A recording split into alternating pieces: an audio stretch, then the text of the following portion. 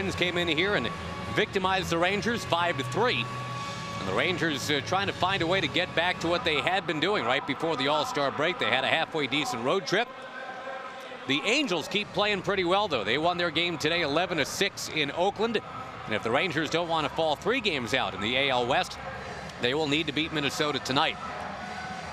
Now, Minnesota at 46-44. Ron Gardenhire, the former Texas Longhorn great, is in charge once again. And that's a team that, like the Rangers, has a very realistic design on a first-place finish in a American League division. The Twins are right now 3 games behind the Tigers in that AL Central.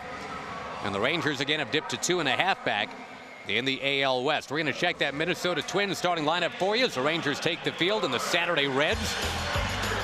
Presented by Southwest Airlines, it's Denard Span, Alexei Casilla, and the league leader in batting, Joe Mauer. Then Justin Morneau to follow. Mauer is just behind Morneau just behind Mauer in terms of slugging percentage. Mauer leads there too. Jason Kubel, Michael Kadire, Joe Crede, Carlos Gomez, and Nick Punto. Again, Scott Feldman, who continues to be a scintillating story for the Rangers. The scouting report brought to you by the Dallas County Community College District. It's been a terrific season at the All-Star break for Scott. 8-2, solid ERA. Only 83 hits in 96 innings. His opponent's batting average has been terrific. His ERA since he's become a starter is .321. His opponent's batting average .222. He's been tough to hit. He's been consistent. His pitches get better and better. And I think he's opened up a lot of eyes in the organization and gone from a guy, as we said in the pregame show, that may have been viewed in the past as a 5th starter / long reliever, into a guy that can potentially become a top of the rotation guy. As his curveball continues to improve, as his changeup becomes more consistent, to go with his sinker and his cutter, you've got a guy that's got a chance to be an outstanding pitcher. He's an outstanding pitcher right now. He's got a chance to be even better. Doesn't strike out a lot of guys. It's one of those pitch to contact deals, which means these guys will be busy tonight. Murphy, Hamilton, and Bird in the outfield. Young, Andrews, Kinsler, and Blaylock in the infield. Jared Saltalamacchia hasn't played for a week with the All-Star break. And then having missed that last game in Seattle, and Teagarden starting last night with Vicente Padilla. So Salty trying to shake off the rust. And the Rangers trying to shake off some malaise as well. They have scored only 5 runs total in their last 3 losses. And on a night like tonight, not too hot, 90 degrees, and really not that uncomfortable. Just a good night to settle in and remind yourself where you are. You're in your home ballpark. You got the crowd behind you and a chance to do some damage. You're talking about Scott not being a strikeout pitcher, and he's not a strikeout pitcher right now. As his curveball gets better, he'll strike more batters out. But some guys pitch to contact, and the contact results in line drives all over the ballpark. Scott's contact is weak contact. A lot of the balls put in play are balls hit off the handle, weak pop-ups, softly hit ground balls, balls that are easy to field, easy to defense again because of the movement on his pitches. So there's a difference between Scott, when you talk pitch to contact, and other pitchers whose opponent's batting average is not down in the low 200s like his. His is probably more accurate to say pitch to weak contact. What's been described as a surrender pitch. That is, you know that there's a pretty decent chance the other guy's going to hit it, but you're really confident he's not going to hit it well. So you surrender to the thought that, okay, there's going to be some contact, but you're still confident that the ball's just not going anywhere. That one inside to Span. And the Twins do have speed at the top of the order with Span and Casilla setting up Joe Mauer.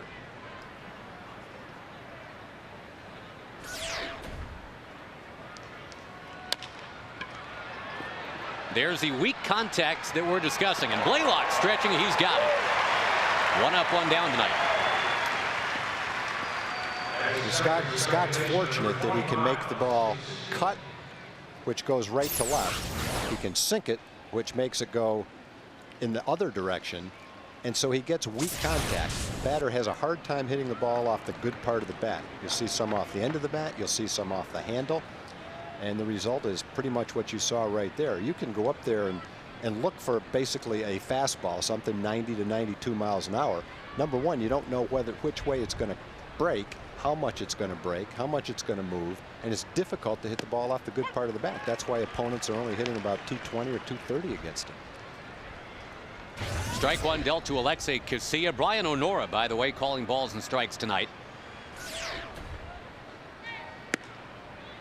The Rangers were not super thrilled last night with the elasticity of the strike zone from Jim Wolf. There were some pitches from Vicente Padilla that just missed.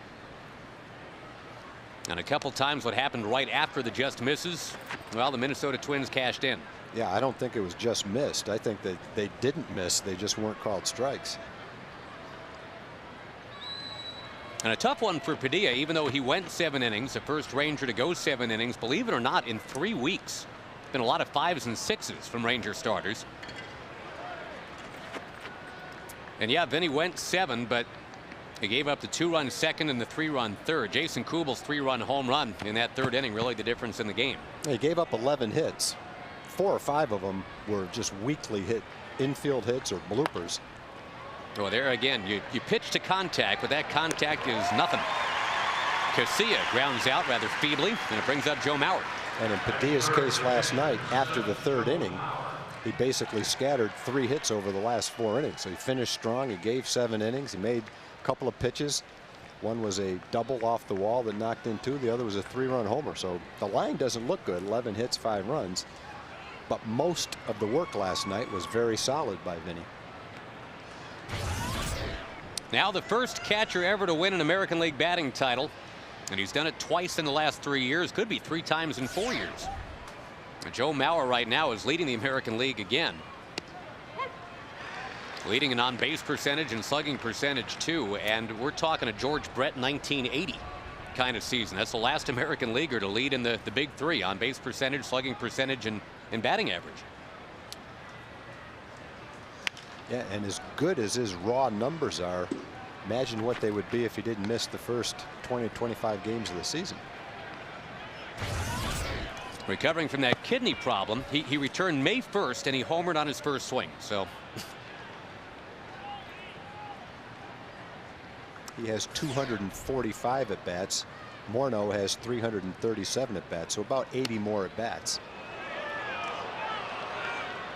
That one close, but called outside. 1-2 to Mauer.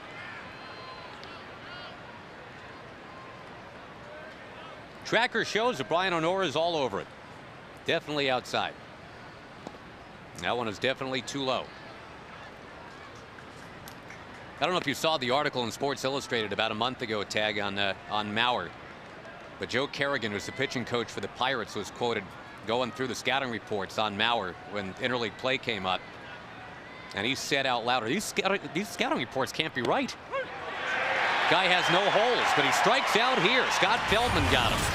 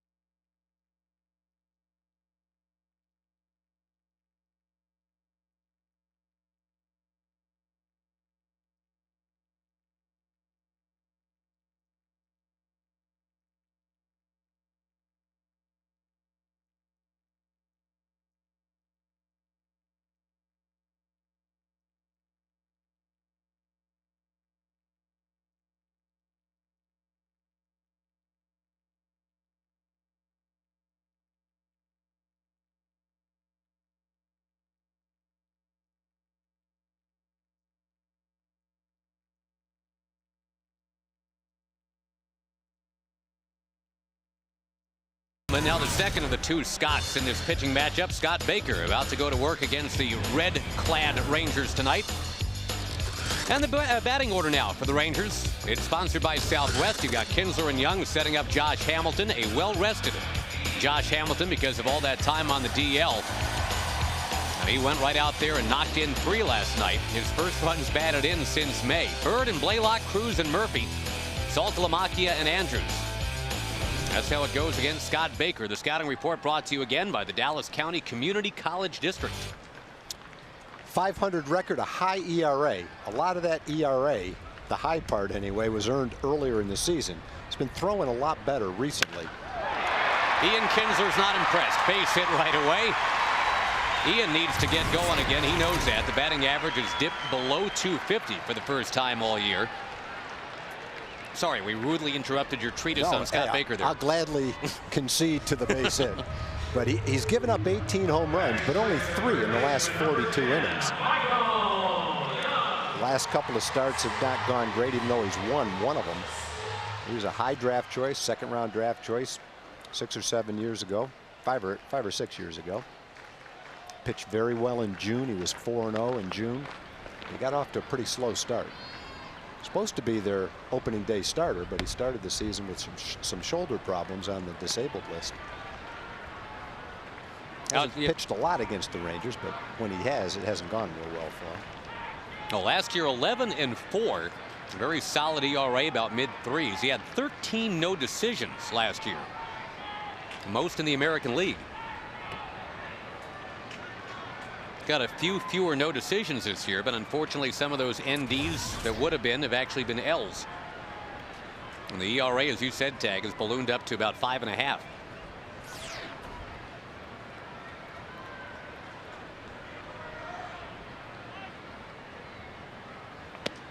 He's also kind of like Feldman, a pitch to contact guy, a ground ball guy. Second most double plays induced last year, behind only Mark Burley, against whom he matched up in his last start.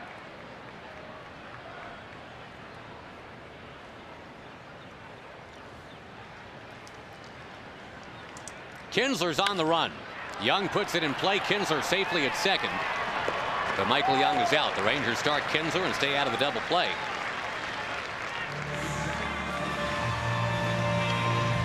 Joe Creedy made that play over there, and he was dynamite in the field yesterday. The rest of the Twins defensively: Span, Gomez, and Kadire. And yeah, Creedy, the former White Sox, along with Nick Punto, Alexi Casilla, and Justin Morneau. Baker and Maurer, the Minnesota battery.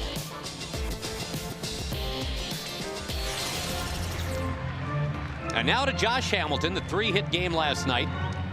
And we mentioned he drove in all 3 Ranger runs. I think there's a lot of pressure on Hambone the rest of the way here, Tag. They really figure that with all the rest that he got because of the time on the DL, it is not too much to ask that he can put on the Superman cape and kind of carry the team if need be. But it would be nice if he had some help. You don't want to ask one guy to do it all.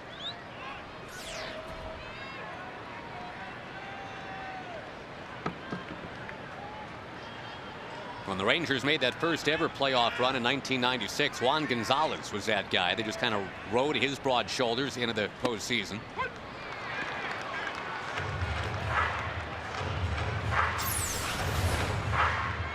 Let's check her out. Let's see. That ball was,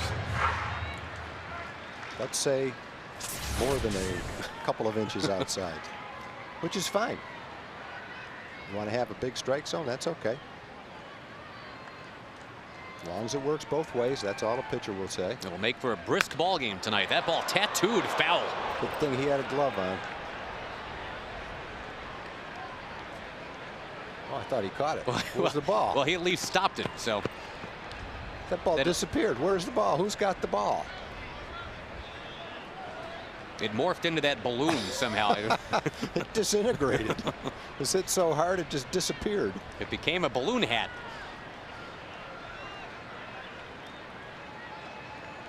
Still 2 strikes to Josh. And down he goes. That'll leave the inning to Marlon Byrd.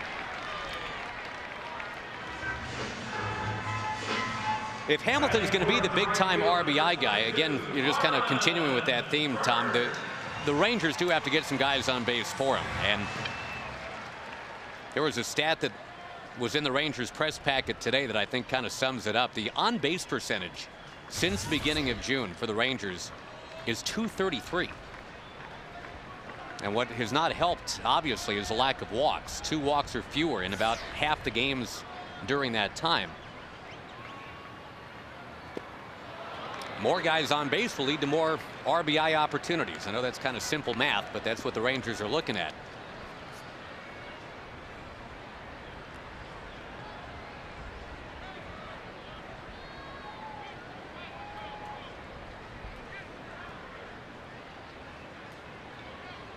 And Marlon Byrd, who's been the best the Rangers have with runners in scoring position this year, has a chance to collect right here.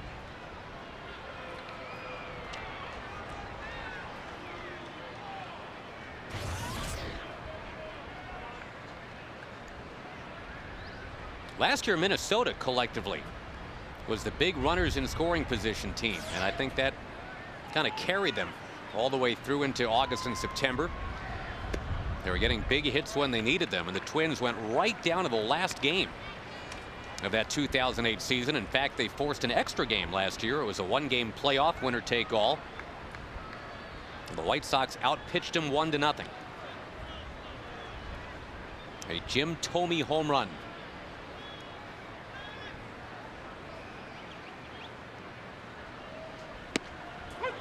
That's called on the outside edge.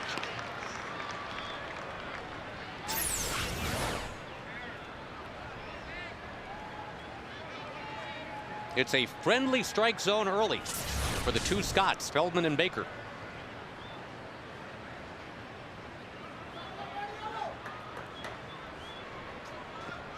And talking about Minnesota here, Tag, again, they are absolutely within striking distance again in the Central.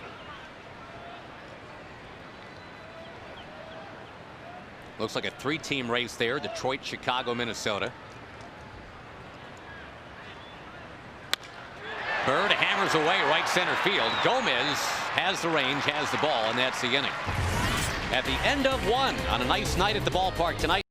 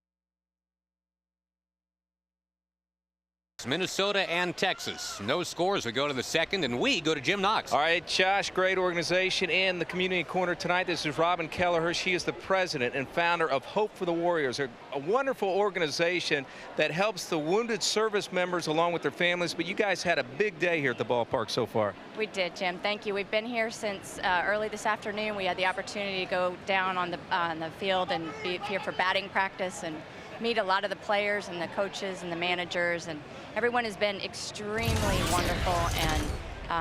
And in honor of these gentlemen that we have here today, there's 25 service members from Brooke Army Medical Center. And this is a morale, I guess, trip. That's what you guys call it. For those who want to help out your organization, what do they need to do?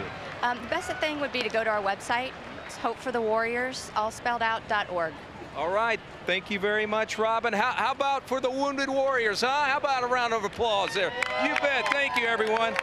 Thank you, Robin. They were on the field before the game. The players all coming over to hang out and welcome them to the ballpark tonight. And a nice pregame presentation as well. Justin Morneau clips one into the crowd. Back behind that Minnesota dugout. I could never get that Minnesota accent down. Could you? I watched Fargo like 4 times, but could never really stick the landing on that. Is that a Minnesota accent? Minnesota. It's like long delayed North Dakota accent. Well, Fargo's kind of on the border, isn't it? Is it? Yeah. The upper Midwest.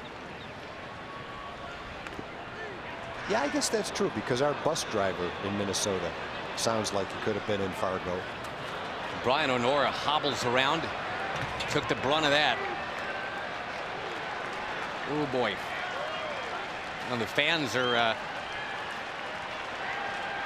wanting to see a replay. I don't know if they really want to see a replay. Brian O'Nora's family probably doesn't want to see a replay.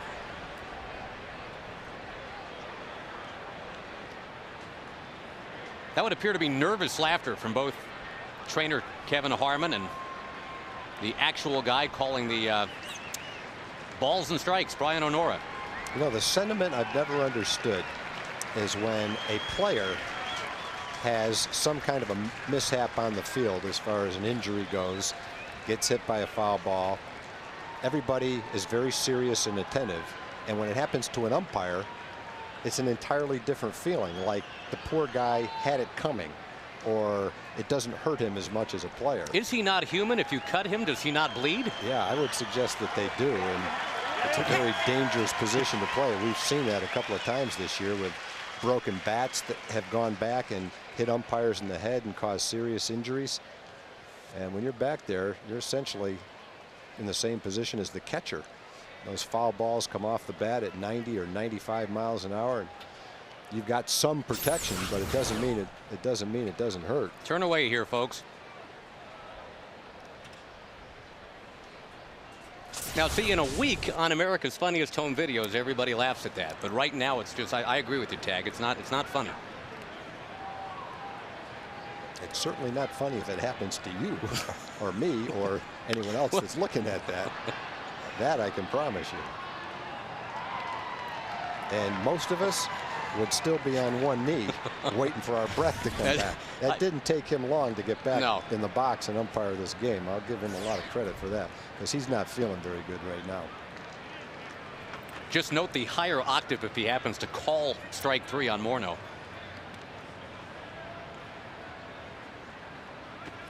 All right, anyway, 2-2 the count and a scoreless second inning. A 5-3 Minnesota win yesterday. That Minnesota bullpen was terrific. 4 scoreless innings in that game.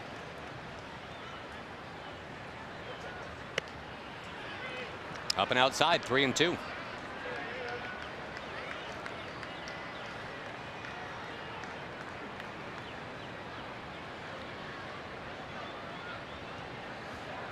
Morneau already was 70 runs batted in. That is second in the American League, behind another native Canadian, Jason Bay. It is a big year for the Canadians in baseball. In the right, base hit. That's a good pitch. He's just a good hitter. He's a hard guy to get out, as we mentioned last night. He hits the ball to all fields. He had a big base hit in a rally last night, a line drive over third base. This is a good cutter, down and in, barely a strike, right where Scott wanted to throw it, and he's still able to get enough of the bat on it to hit a sharp ball into right field. 9th pitch of the at bat. Did you notice what a clean rectangle that was, though? I mean, all those baseballs were scattered all around that tracker. There was never one right down the middle for Morneau. Here's Jason Kubel, had the big home run last night. Vicente Padilla, after really busting Jason Kubel in, decided to go a little softer with a pitch on 2 strikes, and Kubel hit it out.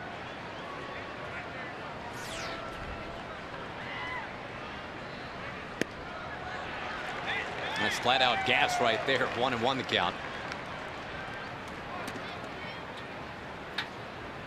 And now Brian O'Nora seeking some additional help here, it looks like. Or just needing to take a break, and we can understand why that would be. So a delay in the proceedings, and Gary Cederstrom's a crew chief, and he is a native North Dakotan, by the way. So I mean, he can probably get on us for trying the Minnesota/North Dakota accent. Right now, it's all about Brian O'Nora just trying to recollect himself.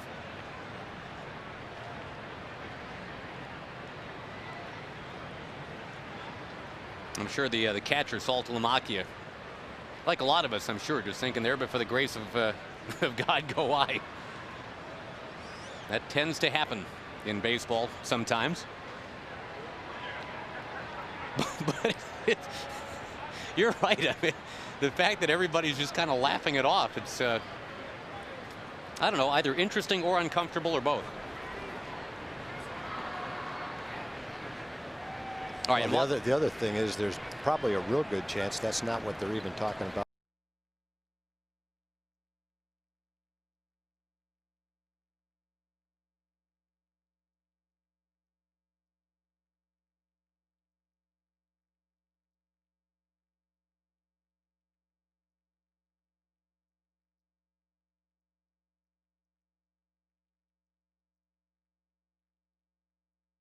But you get hit like that on a hot night, squatting down, trying to concentrate on calling the pitches.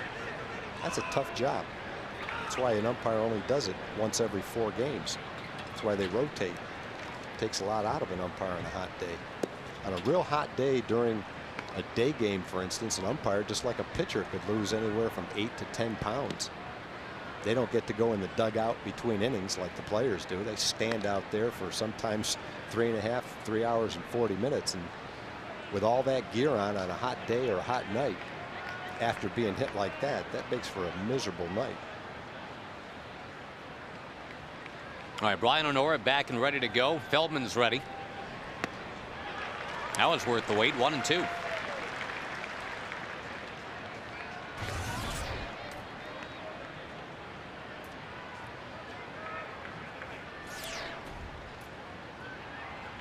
Infield, a double play depth. The Rangers turned 4 double plays in that game last night. I was going to say, Tag, during that little delay, just while we had a moment to look ahead to tomorrow. You had a couple of young lefties opposing each other tomorrow. That's a fun pitching matchup tomorrow. Derek Holland against Francisco Liriano. On the ground, can they turn 2? Kinsler with a bobble, and no, he could not get the ball out of the glove in time to even consider going to second base. I'll take the safe out at first instead. It would have been fun to see if Ian and Elvis could have turned that play, if Ian could have gotten the throw off to second base. Might have made a close play out of it, but it would have been a real tough play to turn into a double play. As far as he had to go to his left, and as long and off balance a throw that he would have to make to shortstop, would have had to been executed perfectly to turn a double play. As it is, it's a nice play just to get 1 out. Yeah, there was another good matchup about a week or 10 days ago when Tampa Bay was here and Derek was on the mound against David Price. Yeah. 2 really good young left-handers, and so you're right, it's another good one tomorrow. Will be fun to watch. Here's Kadire, who eyeballs a strike, and then you've got the Boston Red Sox coming in Monday, Tuesday, Wednesday. And Atlanta Braves fans from about 7-8 years ago will enjoy the Monday matchup. It's Kevin Millwood against John Smoltz. Yeah, we might mention to Red Sox and Ranger fans that plenty of good tickets are available for that series against the Red Sox. The Red Sox fans will descend and grab those tickets for sure. Want to make sure the Ranger fans have them too. Exactly right. Don't assume that there's going to be no tickets available. There are good tickets available for what could be a great series. And we will be hoping that the Ranger fans can drown out Red Sox Nation. Well, obviously a lot of, I don't want to call them Johnny-come-latelys, but obviously Red Sox Nation has taken on a different tone over the last 4 years. They've got 2 World Series in the bank now in the last 4 years after going 86 years without. So it used to be kind of fashionable to be, you know, kind of like Cub fans. The, you know, what's going to happen next? Poor us. Now there's this kind of entitlement that is seeped into Red Sox Nation. And indeed, again, the Sox have the best record in the league right now. I was watching the Ted Williams documentary this afternoon, and they showed Ted's last game, where in his last at bat he hit the home run, and as it went into the bleachers, actually went into the bullpen in right center field, and they showed a picture of the bleachers. They were probably 15% full, all those empty seats out there, and then they panned to the other seats, and a lot of them were empty too. Yeah, the attendance in that game, and the famous John Updike essay that followed. Remember that? Hub fans bid kid adieu. It was all about the poetry of Ted Williams' final game. The attendance wasn't even 11,000 at that game. Yeah.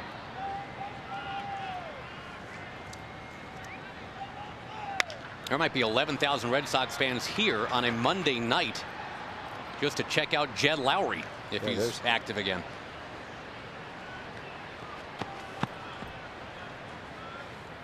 That is one thing that sometimes, you know, you hear all this hue and cry sometimes about attendance in baseball.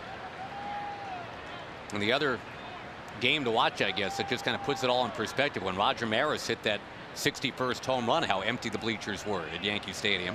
There's probably 20,000, 23,000 there for that game. So everybody remembers their own golden era of baseball. It's usually during your childhood when you look back nostalgically at the game. But if you just look at attendance and interest in the game, right now is the golden age of baseball.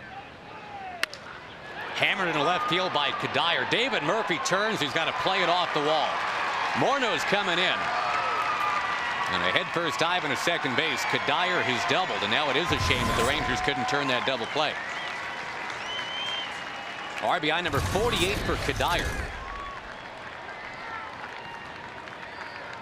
I'm sorry, I said Morneau scored. Kubel coming around on that. Or no, it was Morneau. My bad. It's like I got hit by that foul ball.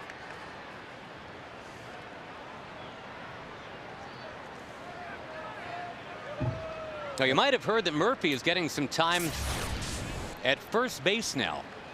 He hasn't actually played it in a game yet, but he's been working out at that position. With Chris Davis down in the minors right now, and Hank Blaylock, yes, has become the everyday first baseman for the Rangers, but the question of what to do if Hank can't go. Andrew Jones has played there a little bit, but now Ron Washington is thinking maybe a little bit of David Murphy. And our Geico quote is all about that.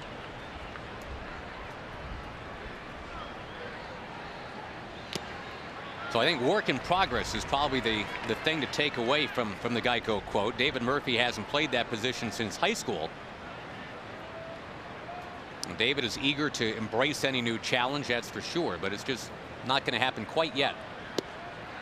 I think the fact that he's even played it in high school helps to a certain degree. It's not like he's never been out there before. As opposed to Andrew Jones, who literally had never been out there before. Yeah, I think there's a little bit less of an adjustment, even though you're trying to do it in the big leagues.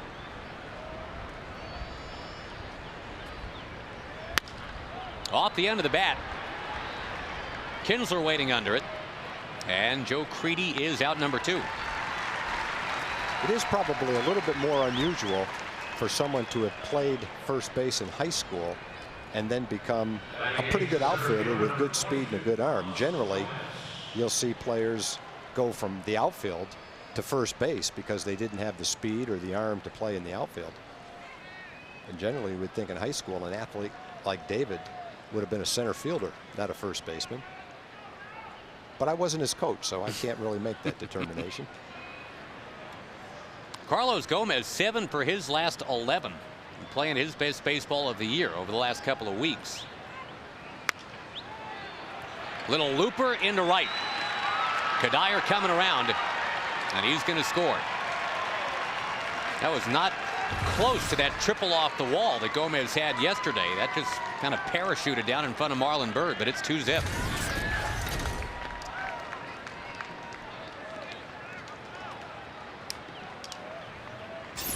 Gomez now has 7 runs batted in his last 3 games. He had 13 the entire season before that. He got the ball in on his fist, and he just served it out to right field right off the hands.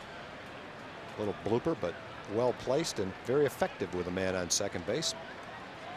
Well, the good news is going forward, Scott Feldman's allowed more than 3 runs only twice all year. This is his 17th start. Well, Scott gave up a couple of runs early in his last start against Seattle, and then that was it as he pitched into the 7th inning. Pitched 6 2/3 in that game. In his last 3 starts, he's given up 2 runs, 1 earned run, and 3 runs.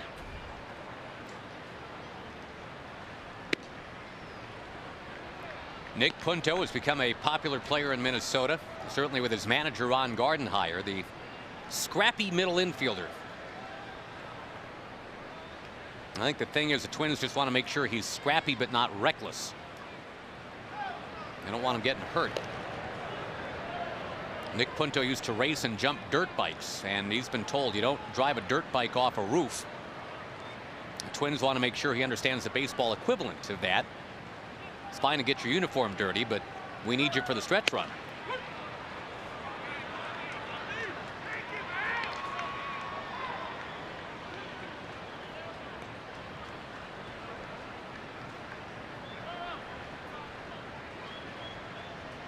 A very long top of the 2nd inning. Again, there was that injury to the home plate umpire, Brian Onora. Now Punto, the 6th man to bat in the 2nd inning. And Feldman with some attention over there towards Gomez, and for good reason. It's not a law that every guy named Gomez is nicknamed Go-Go Gomez, but it works for this particular Gomez.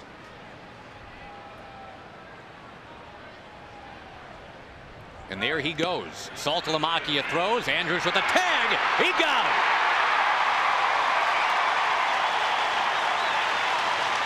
Saltalamacchia throwing out Gomez.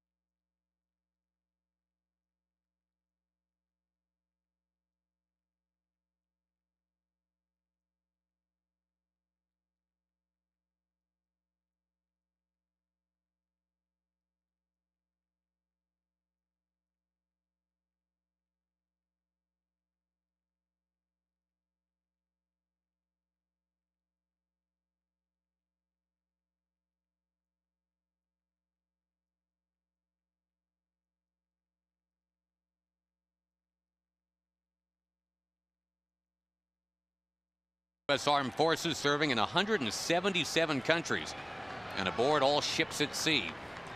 Welcome, everybody. Thank you very much for your service. Happy to be showing you some baseball tonight from Arlington, Texas. Josh Lewin, Tom Grieve, our roving reporter Jim Knox. Game 2 of the 6-game homestand for the Rangers, and the Rangers find themselves 2.5 behind the Angels at game time tonight. The Angels with an 11-6 win in Oakland today. Sean Figgins had a home run. The A's made 4 errors in that game. That didn't help. Yeah, they look like Arizona right before the All-Star break. Some of the games they had. Now the Rangers trying to get back against Scott Baker here, and Blaylock, who's had a huge month of July.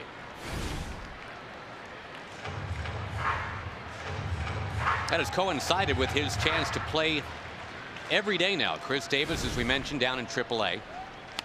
And things are going well for Chris Davis. He had 3 doubles in the game yesterday. His batting average up around .390.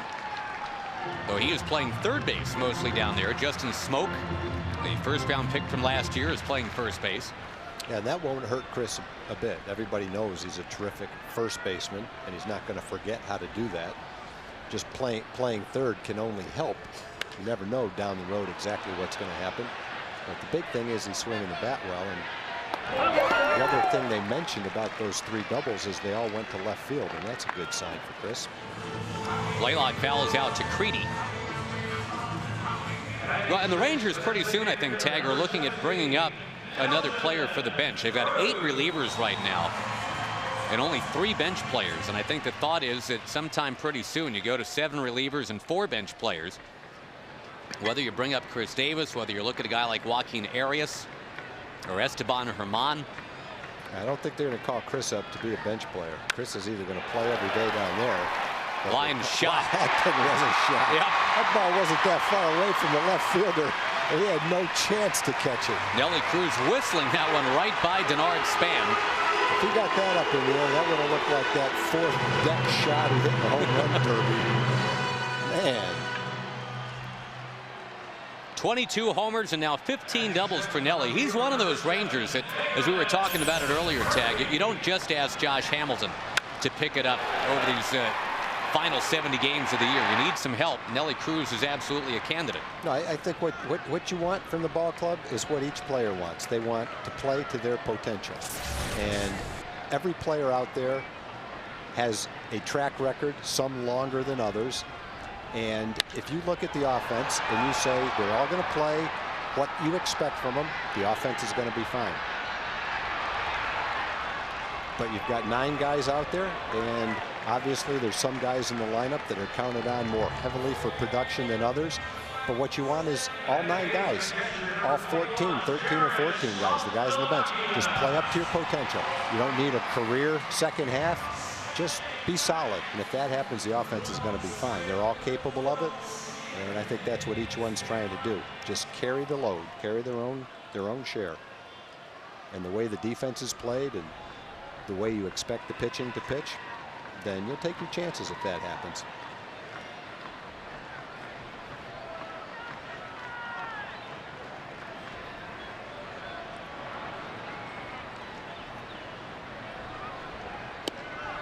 Strike one to Saltalamacchia. Some other games from today. We mentioned the Angels over the A's. The White Sox tripped up the Orioles 4-3. And with the Tigers losing today, Chicago gains a game in the AL Central. Tigers lost in New York 2-1. CC Sabathia against Justin Verlander. Pretty good little battle going right there. Alex Rodriguez hit the home run that made a difference. Tigers have lost the first 2 games. Chicago's 1-2, Minnesota's 1-1, so they've narrowed the gap coming into the second half right off the bat. The Yankees close in on Boston a little bit with that win today. 25 saves for Mariano Rivera, future Hall of Famer.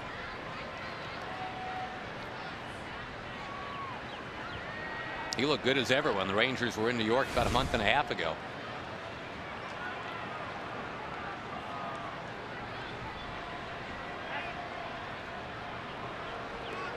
Those Red Sox lost in Toronto today 6-2.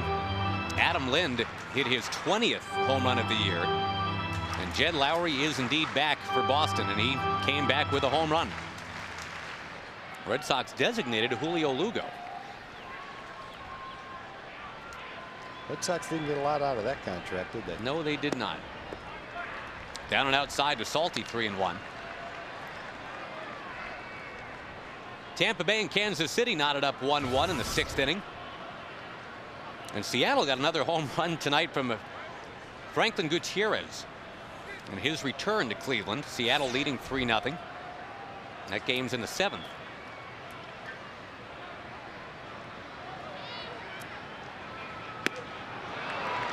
Boy, Gutierrez has been a nice pickup for Seattle, huh? And the Mariners are right in the thick of it in the AL West. He's really benefited from that trade, where he's gone to be their center fielder, play every day.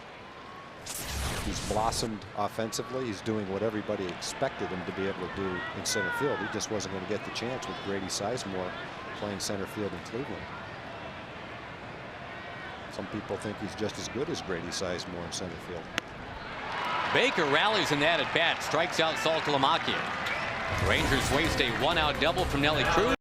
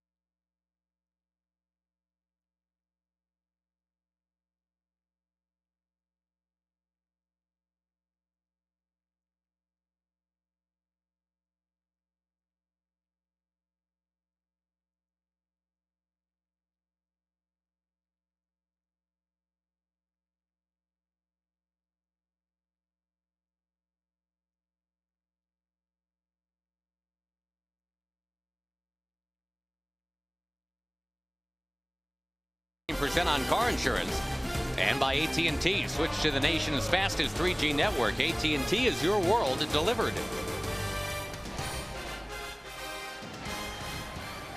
Crowd of about 25, maybe 26,000 here tonight to watch the Rangers and the Twins on a Saturday that is not nearly as uncomfortable as the last several days have been here in the Metroplex. We got to about 91, 92 degrees today. Same two teams tomorrow night, 7:05 game. Minnesota's got the jump on the Rangers tonight, 2-0. Nick Punto, who was at the plate when Gomez was caught stealing to end things in the top of the 2nd.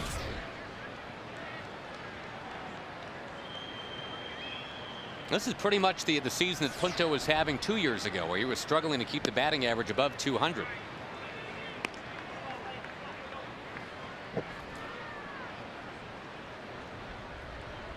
He ricocheted back into the 280 range last year, and again Minnesota was close to the playoffs last year.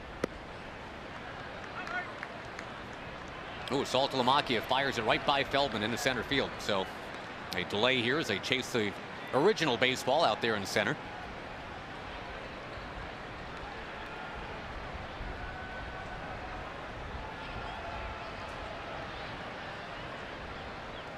That's the trade-off. Feldman was inaccurate to Salty. Salty was inaccurate back to Feldman. The good thing is Salty was very accurate when he gunned down Gomez stealing in the 2nd inning. So you have to make your throw. That's the time to make it. 3-1 to Punto. Need a strike 2.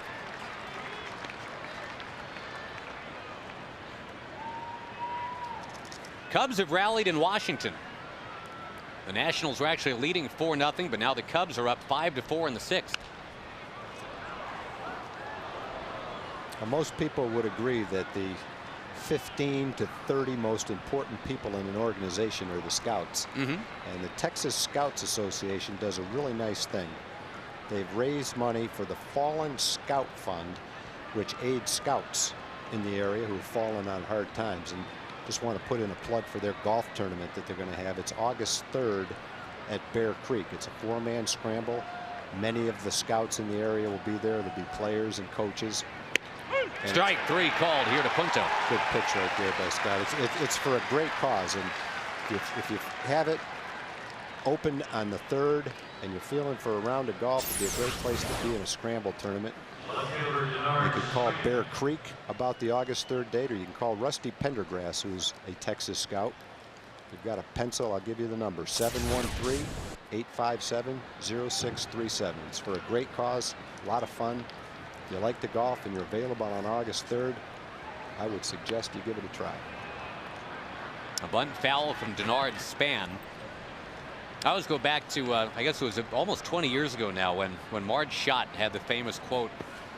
As the owner of the Cincinnati Reds, she wondered out loud to reporters, why do we have to pay scouts? All they do is sit around and watch ball games. Yeah, you know, that's probably an extreme example, but unfortunately, if you go back a while, and even in some cases now, scouts are underappreciated. I think more and more when you look at, I'd say most organizations who are trying to develop winning teams through internal development, scouting, player development, getting your own players, giving them a chance to play in the big leagues. That's the way most teams are doing it.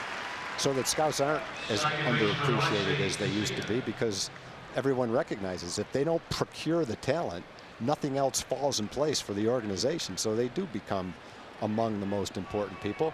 There's some of the scouts in attendance at the ball game tonight.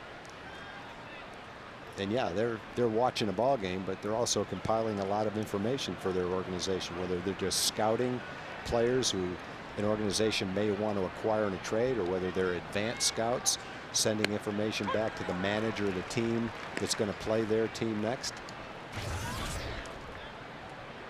After the pop out from Span, here's Casilla. Definitely a lot more than watching ball games. Well, and it's funny too, because, you know, for Mrs. Schott, her Major League Advanced scout Jim Stewart was widely credited with helping the Reds sweep the A's in that 1990 World Series very soon after she made that quote. Rangers now have Mel Didier in their service. We'll talk more about that when we come back. It's a nice bounce back inning for Scott Feldman.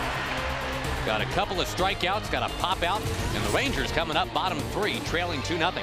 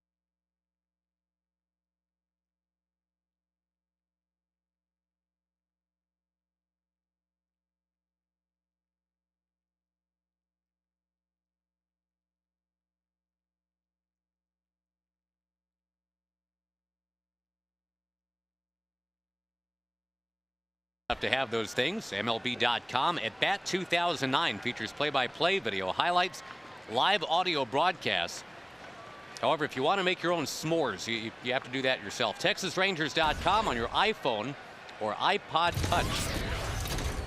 That phone can pretty much do anything else, but graham crackers, chocolate, that stuff's not included. Tag, we were talking about scouts last inning. You Yes, we were promoting the golf tournament coming up as Andrews takes outside here. The count 1-1 to him. We were talking about Mel Didier now being in the Rangers fold. One of the most widely respected scouts top to bottom in baseball. Andrews socks one into left field, a base hit. It was Mr. Didier's advanced scouting report on Dennis Eckersley that was probably the most famous at '88 World Series. Kirk Gibson remembered as he came up 3-2 to a lefty. Got to watch for that backdoor slider. And we all know how that went, but pretty good tip right there. With Andrews running, the question I've got for you, Tag, is when the Rangers last year were shopping around, or actually a couple of years ago, were shopping around the map and trying to figure out, okay, if we are going to deal Mark Teixeira, what are we looking to get back? How does that work exactly when the Rangers, I mean, obviously they made a great trade to get Andrews, Saltalamacchia, et cetera, et cetera. There's Kinsler popping into shallow center. And Andrews has got to hightail it back here. He is barely back in time. Well, the first thing that an organization that has a player like Tex would do is they would determine what teams have interest in him. And under the circumstances, a lot of teams were eliminated. You only wanted to make that trade if you were in contention and had the money to pay him, and I think felt like you might have a chance to sign him in the future. So that eliminates most of the teams. And let's say you have narrowed it down through conversations to 3 or 4 teams. You would say he's available. They say we've got a definite interest. What are you looking for? We need young players, good young players. Well, we've got good young players. We might be able to work with you on that. Andrews is going. Maurer is throwing, and Elvis sliding into the tag. He's gone. So both catchers now have a caught stealing in the scorebook tonight. Elvis Andrews, for only the second time as a big leaguer, is caught stealing. A lot of guys are going to get caught stealing on this throw from Maurer.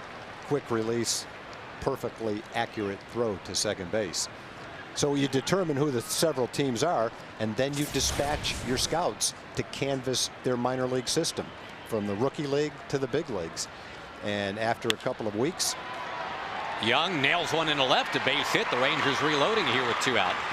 Couple of weeks, they've looked at all the teams. You've got scouting reports on all those players anyway, so you compare the information you already have to what the scouts who have canvassed those 3 organizations say. You put your list together, you come up with the top 3 or 4 players in each organization, and then you start the conversations. And with the Braves, I'm sure there's a couple of players they asked for that the Braves said, nope, you absolutely can't have him. One was probably Tommy Hansen, the pitcher. The other was Jordan Schaefer, their center fielder, young center fielder. They might have not been available. And the Rangers said, fine, we understand that you might not want to trade them. But look, if you want Tex, these are the next group, and we got to have these guys. Well, and one was Elvis Andrus, and one was Matt Harrison, and one was Neftali Felice. And eventually the Braves decide, boy, it's a tough package to give up. I don't think we can do it. Then they talk to each other and they say, you know, we've got good depth. We've got a good team. We think this will put us over the hump. And John Daniels gets a call back when maybe he doesn't expect it. And they say, you know what? We'll make the trade. You can have those 4 guys and we'll do it right now. And they have one more conversation. Okay, we got a chance to get these 4 guys. The organization and the owner signs off on it, and then the trade is made. But it doesn't happen overnight. It takes a lot of work, and scouts are a major part of any transaction like that. Well, another great example of that, I think, Tag, is who's running at first base right now. Michael Young was hand selected by the Rangers, and there was kind of a sampler platter of middle infielders they were offered from the Toronto Blue Jays, and obviously they chose quite wisely. Michael Young, with that last base hit, is now 3rd all time on the Rangers hit list.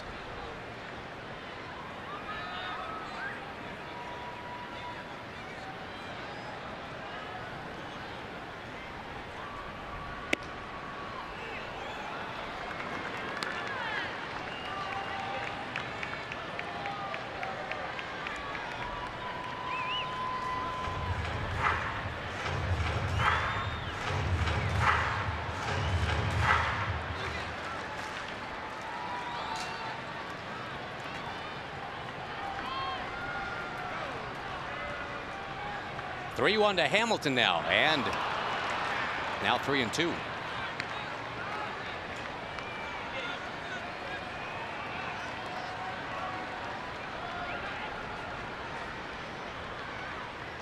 The Twins with a 2-run top of the second. And those 2 runs are holding up.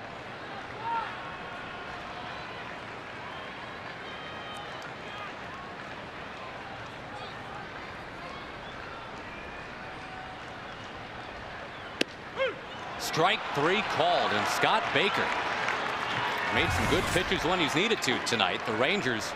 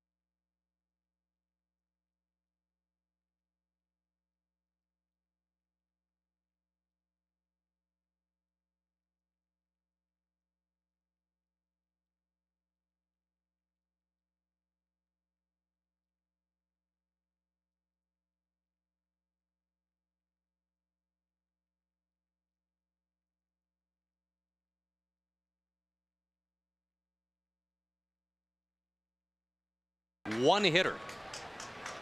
That answer coming up in the bottom of the 4th inning. We're in the top of the 4th right now. Nice to have you with us on a Saturday night in Arlington. The Rangers and the Minnesota Twins will play again tomorrow night at 7:05. Scott Feldman's got to deal with the #1 hitter in the American League, in fact in the major leagues right now, Joe Mauer.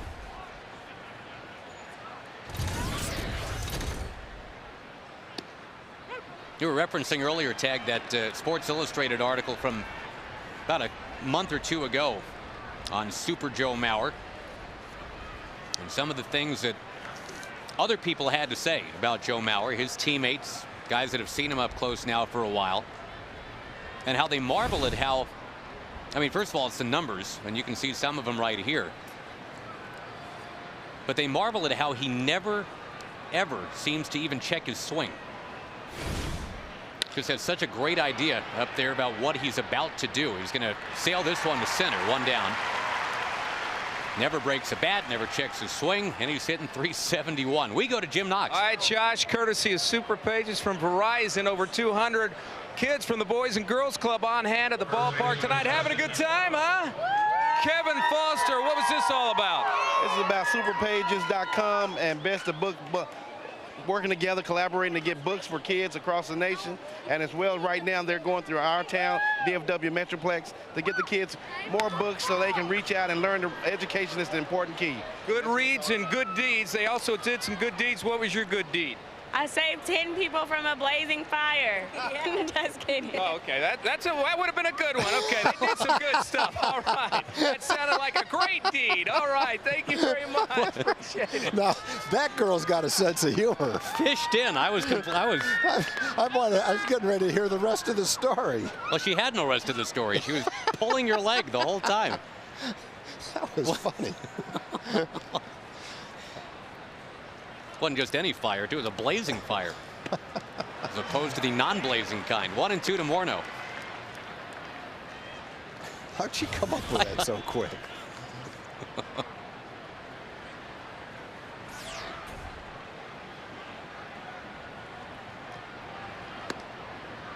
Upstairs to Morneau, 2-2. I would like to have seen her carry the whole story through, you know, to see if she could deadpan it for about 30-40 seconds. Yeah, that's the ticket.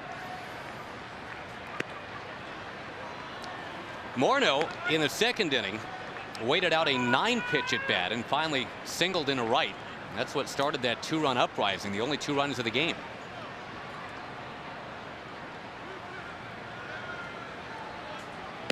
Not this time. Strike 3 called. If that strike to Josh was a strike, that had to be a strike. But we were talking earlier, Tag, about Feldman not being known as a strikeout pitcher, but he's got 4 tonight. In fact, he has struck out 3 of the last 4 Twins that he's faced. Oh, that one actually caught the corner. That's a good pitch. Good call right there by Brian O'Nora. Boy, you really do breathe easier when Mauer and Morneau are disposed of. It's not an easy way to start an inning, having to face those 2. No, and then you got Kubel, who's a .350 hitter against right-handed pitching. So those 3 left-hand hitters in order for a right-hand pitcher is a huge assignment to get through.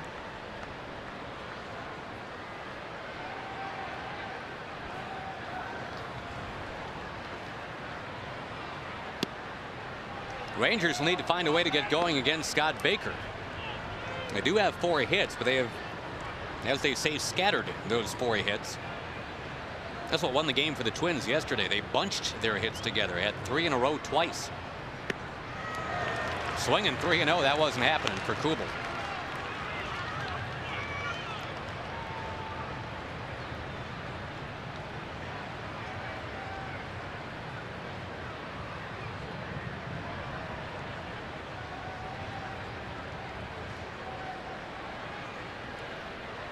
Rangers will have 4, 5, 6 in the order coming up in the bottom of the inning.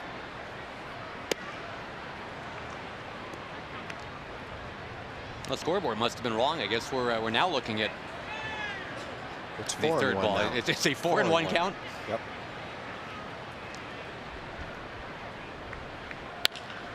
A drive to right field. Marlon Byrd going back at the track. He's got it. Similar pitch to the one he hit a home run on last night. A cutter inside corner. Just didn't get this one.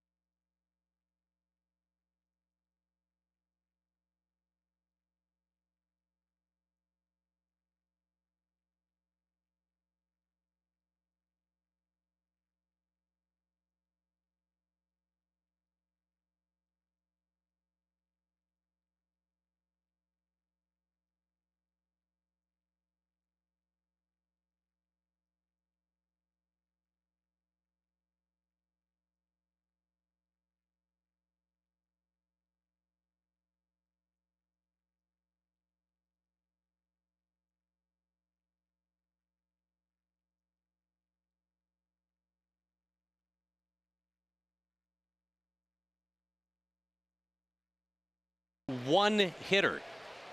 We figured he just might be in the ballpark tonight. There he is, the great Bert Blyleven, one of the Chief Hall of Fame snubs going. Rangers against the A's. Marlon Byrd chops to 3rd. Tom Grieve was in that game, by the way. And for those that think that Bert Blyleven should be in the Hall of Fame, amen.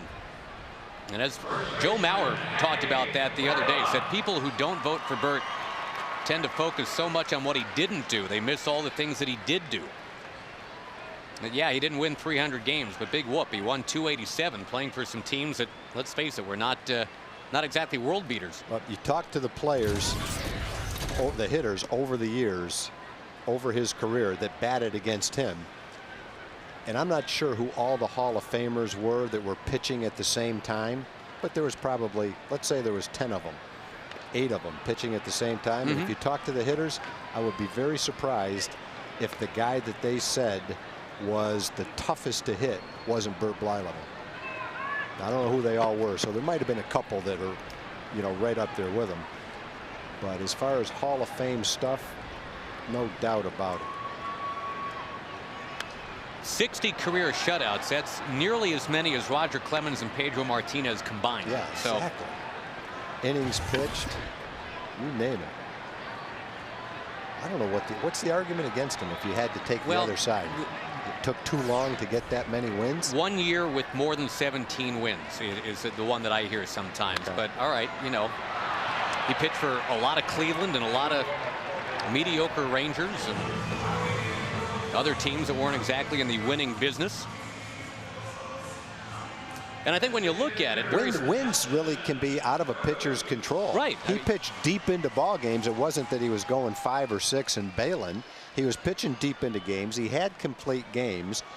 So I think what's more important is look at his ERA. That's exactly right. His ERA was terrific. 3.3. So the wins, I don't know how you can hold the pitcher accountable for the wins if the ERA is that low. Nelly Cruz cranks it right field. There it goes. Rangers on the board. Home run for Nelson Cruz.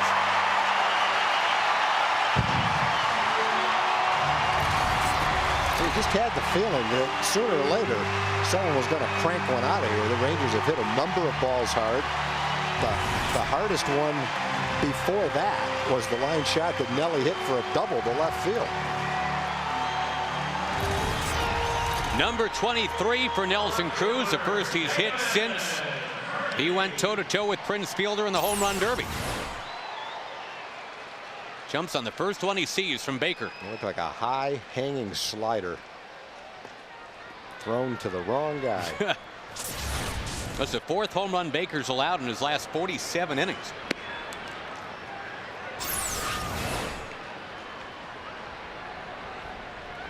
Nice play, huh? Saved the lady in pink, that's for sure. Now high to Murphy, 2-0. I want to make the call right here. For Murph? Yeah, one of the fans said, did you make the call on Josh's home run last night? And I had to answer no. I didn't even think of it. So as long as it went through my feeble mind right now and may not pop back in it, I'm making the call right here. Now, for those of you who are new to the broadcast, each announcer gets 1 call per game. Just one feeling of the home run is going to happen right now during this at bat. There are no mulligans. If it's a walk or even an intentional walk, it doesn't matter. Tag is winning 2-1 in the call game this year, and this is what, game 89. I'm 2 for the last 3 years. I was 0 for 2008 and 0 for 2007.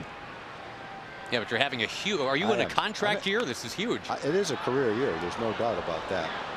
And my agent has been in contact with the ball club, and I think we got a chance to get a deal done. I'll shut up, and they'll let me keep working here.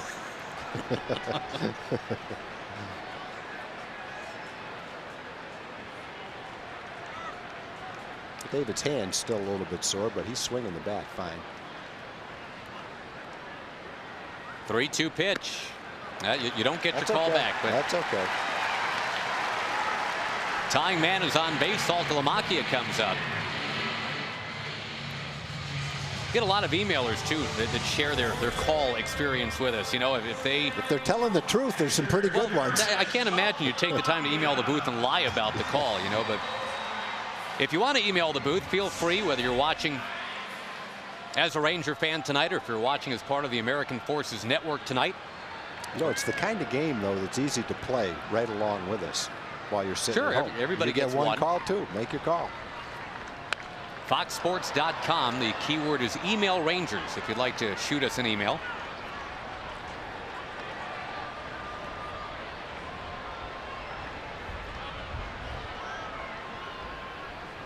It would be nice if we could send people, like, you know, the home version of the call game, just for, you know, as a thank you for playing. It works better if there's more than one person playing, though.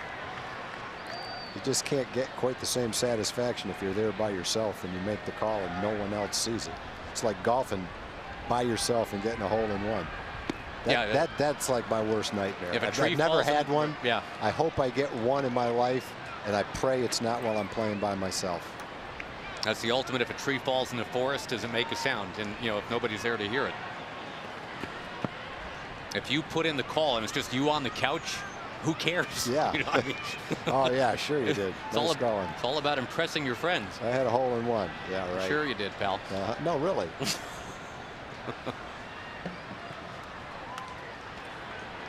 Foul back by Salt Lamakia, 1-2.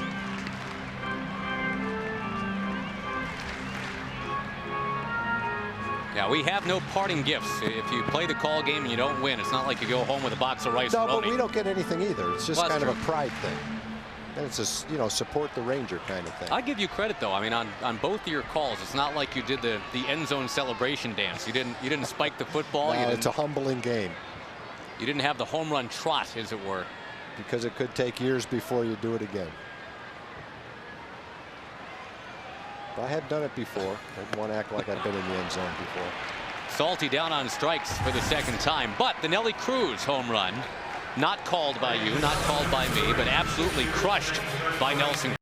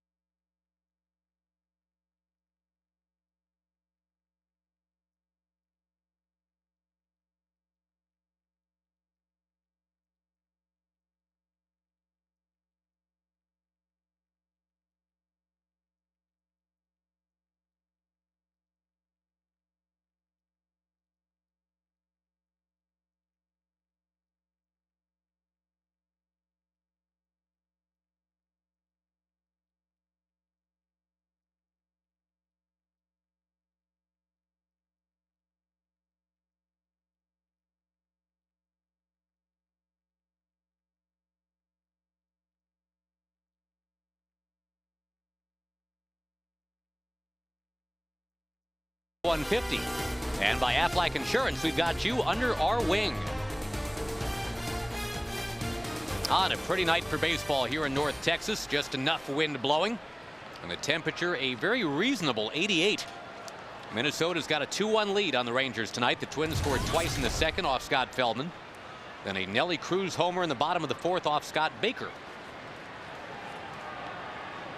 And now you're up to date.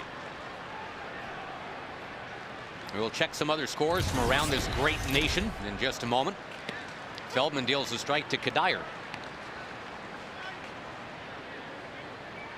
The Angels have already won their game. That was this afternoon in Oakland, 11-6. And boy, they are not missing Vlad Guerrero. They are not missing Torrey Hunter. They just keep winning. 14 more hits for the Angels today and 11 runs. Strike 2 to Kadire. And I guess the big question is, can they continue to score runs like this without Guerrero and Hunter? Who knows? We'll see.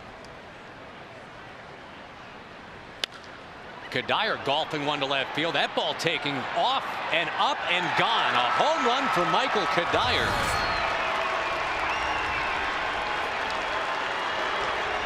Both the number 6 hitters tonight have a double and a home run. Nelly Cruz for the Rangers, now Kadire for the Twins. And there is just not a lot of relax in this Minnesota Twins lineup. We talk on and on about Mauer and Morneau for good reason, but boy, Kubel last night and Kadire tonight, those have been the big bats instead. Not a terrible pitch either. The ball was down at the bottom of the strike zone. Kadire was slightly fooled on the pitch, but he kept his hands back pretty well, and even though he lunged and reached, these guys are so strong that if they get the good bat on the ball, good part of the bat on the ball with the right trajectory, they can still hit it out, even with that kind of a swing. Creedy hammers one off the glove of Feldman. It deflects right to Kinsler for the out. And what is now a 3-1 game in the 5th.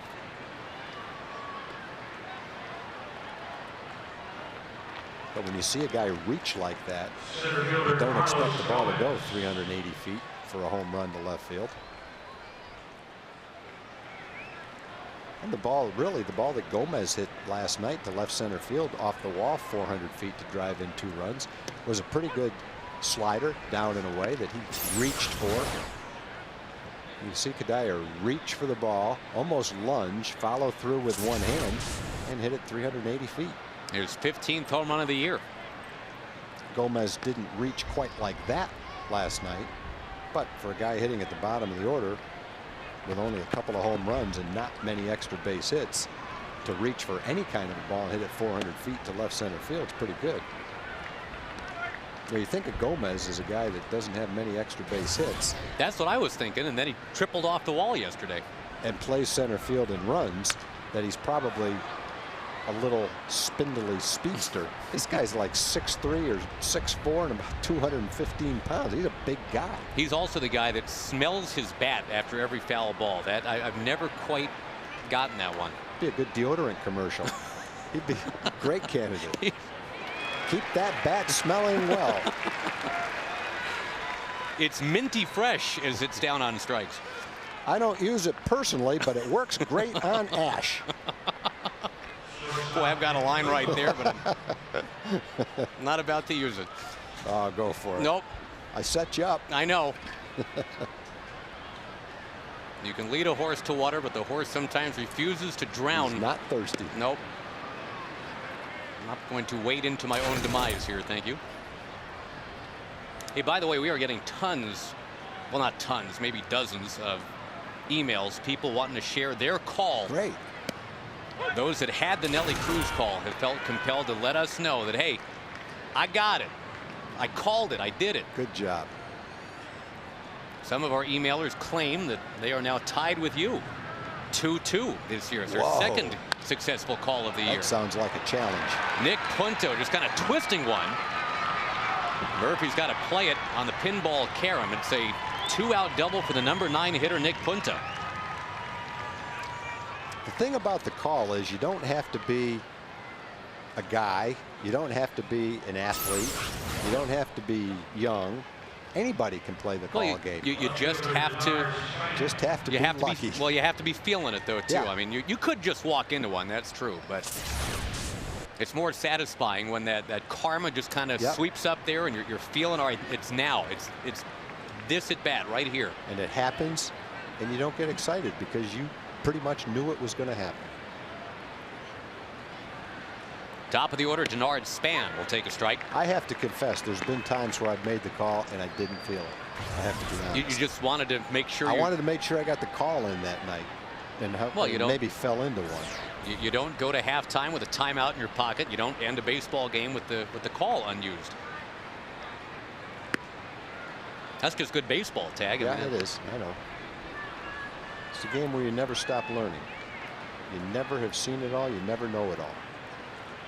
We saw that crazy base running play in Seattle. You and I were both reminded of that about a week ago. Outside to Span. Yeah, I've discussed that play with a number of people, a couple of coaches that I know, and I've yet so far to bump into anyone who not only has seen it before, but knew what the right call was. Old 7.08E, as we now know. Strike to Span, 2-2. Although I think we might have had an emailer or two who either looked it up real quick or knew that rule. We had a few. If they knew the rule, they are exceptional rules people.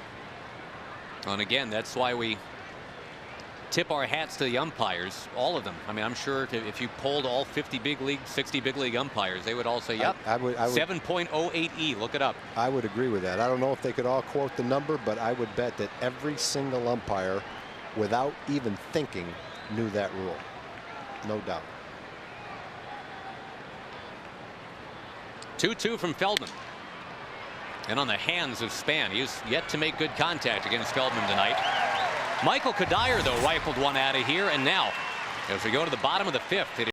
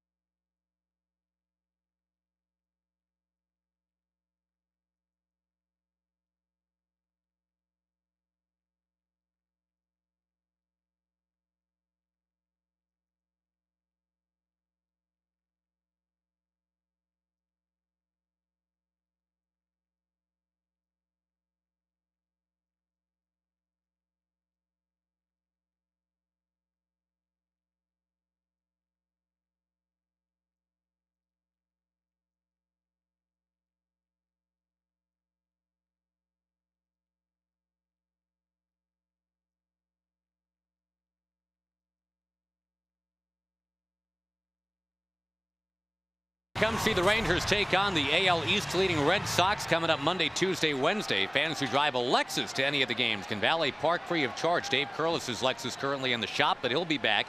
Lexus valet parking stands are located on the east and north sides of the ballpark.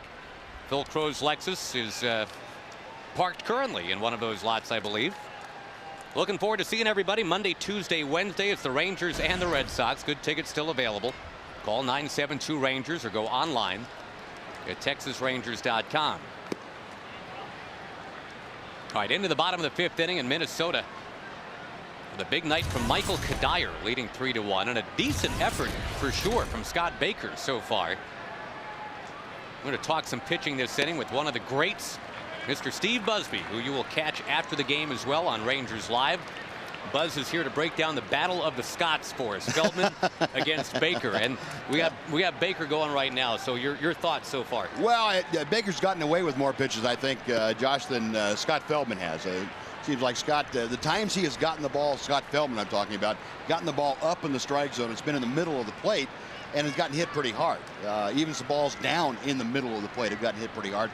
Baker hasn't had that happen. He's kept the ball for the most part out of the real middle of the plate. Even though the Rangers have hit some shots, they haven't put them back to back the way that the Twins have. And there's battle of the Scotsmen tonight. Feldman looking for his 9th win of the year. Baker looking for his 8th.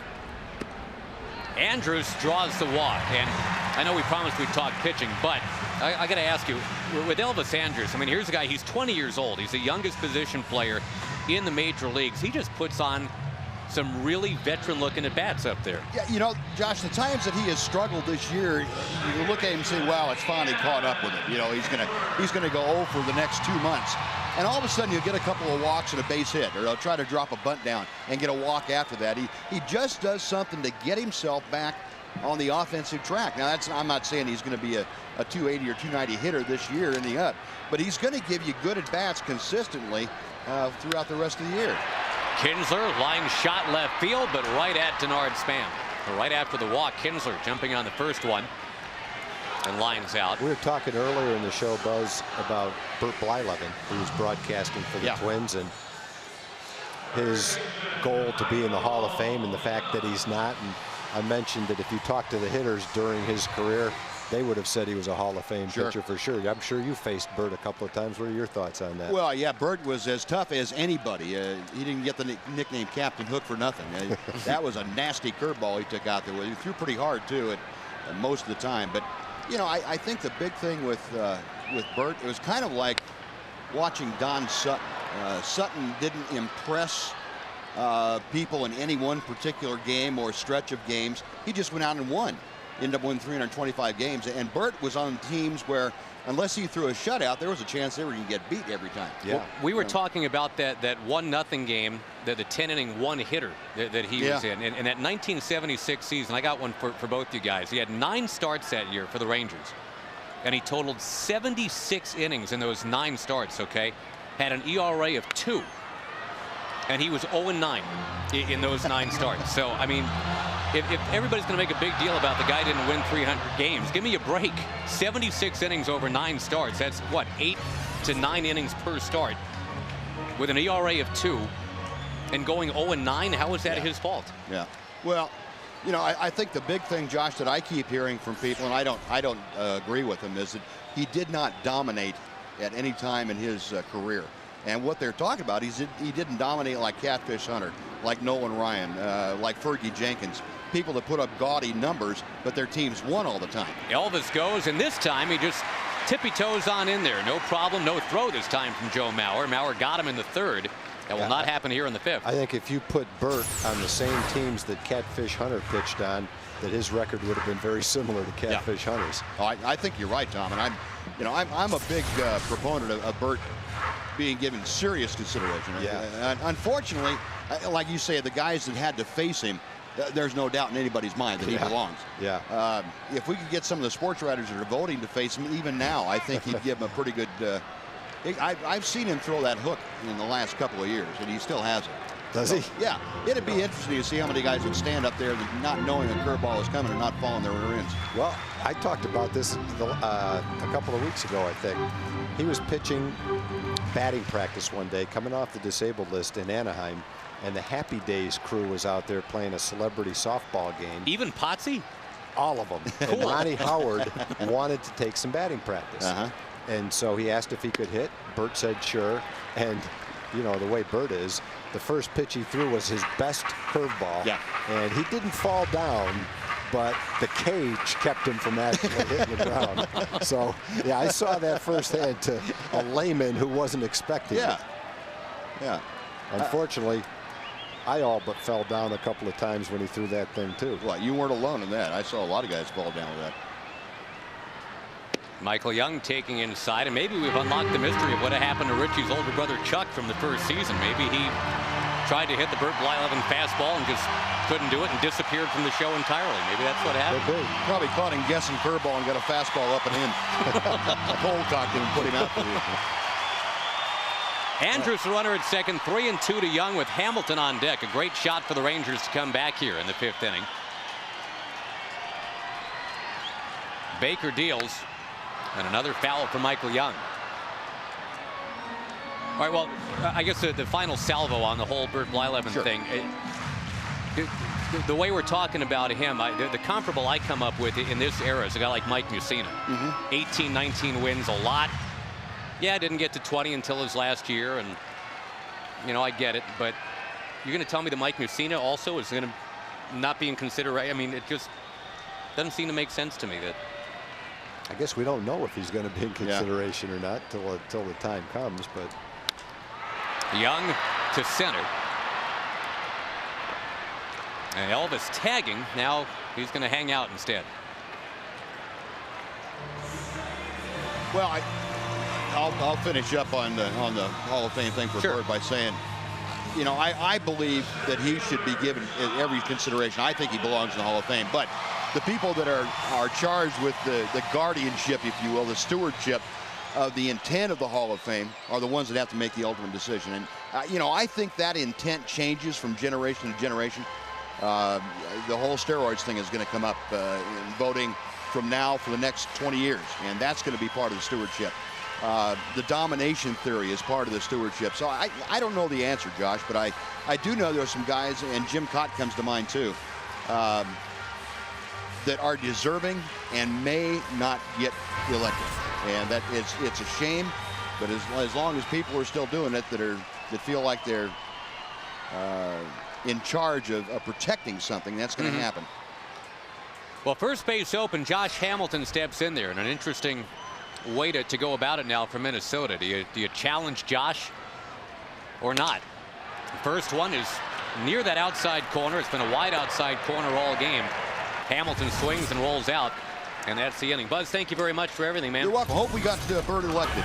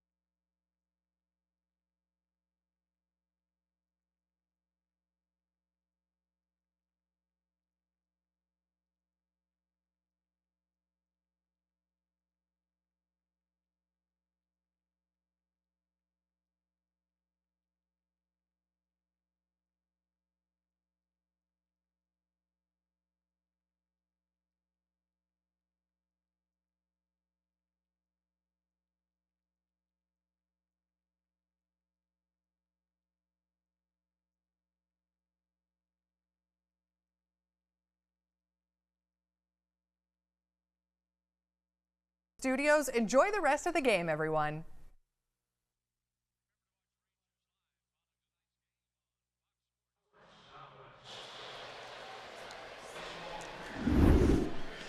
Tonight's Ranger game on Fox Sports Southwest is being presented by Amica Insurance. It's not just how you're covered, it's how you're treated. For more information, visit amicatexas.com.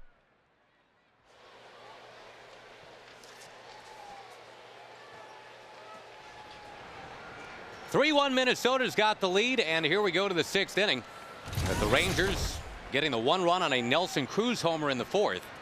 Michael Kadire had an RBI double in the 2nd and a homer in the 5th. He's been the big gun for the Minnesotans tonight.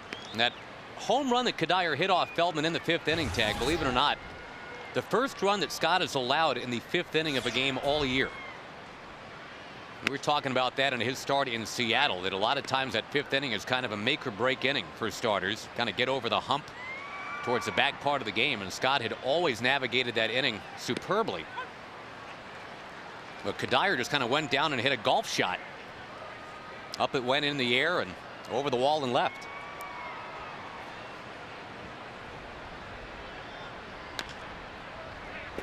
In on Casilla, that is a foul ball, finally, we were told.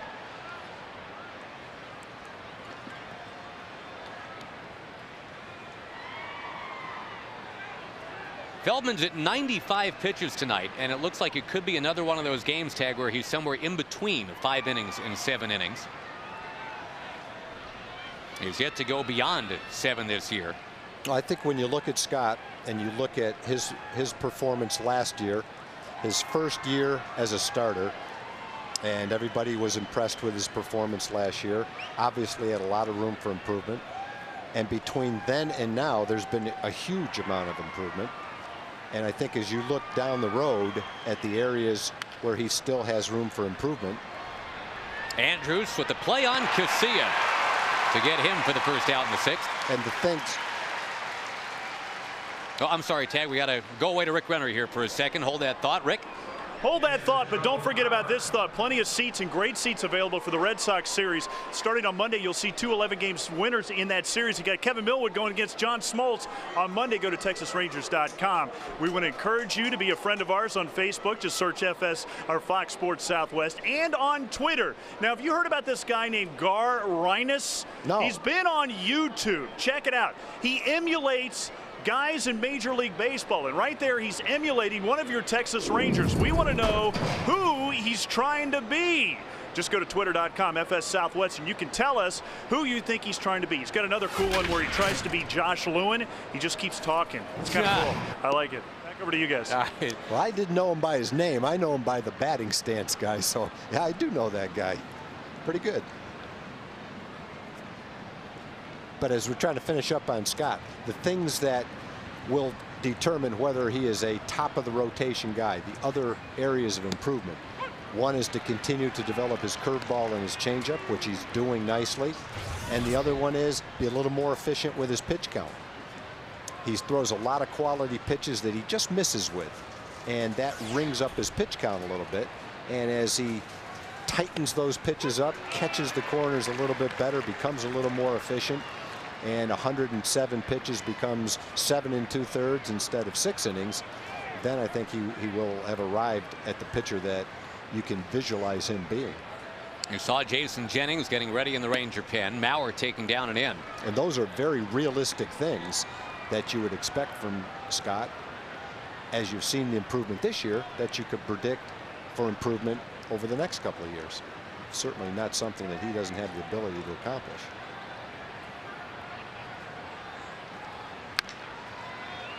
Blaylock makes a play on Mauer. He'll take it himself. Well, as it is, pitching between 5 and 7 innings, it could be an 18th game in a row for Scott Feldman to do that. Never less than 5, but never more than 7. And there's only one other pitcher in the last 56 years that's had a stretch like that. Tim Redding did it for the Washington Nationals last year. And the only American leaguer to get to 17 of those in a row is indeed Scott Feldman. Looks like he's going to fall right into that groove again tonight as he deals on the outside corner to Morneau. Well, when I look at Scott, I don't see anything that would lead me to believe that he won't become a pitcher that will consistently get into the 7th inning. He's got the stuff to do it. He's got the work ethic to do it. He's got the competitiveness to do it. It's just a matter of gaining the experience to do it. And remember, last year was the first year that he ever started.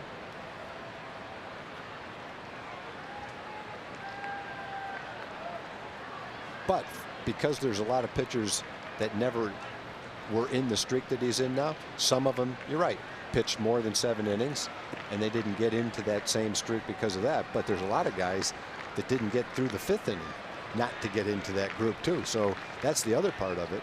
When he goes out there, you're very sure that he's going to go at least 5 innings.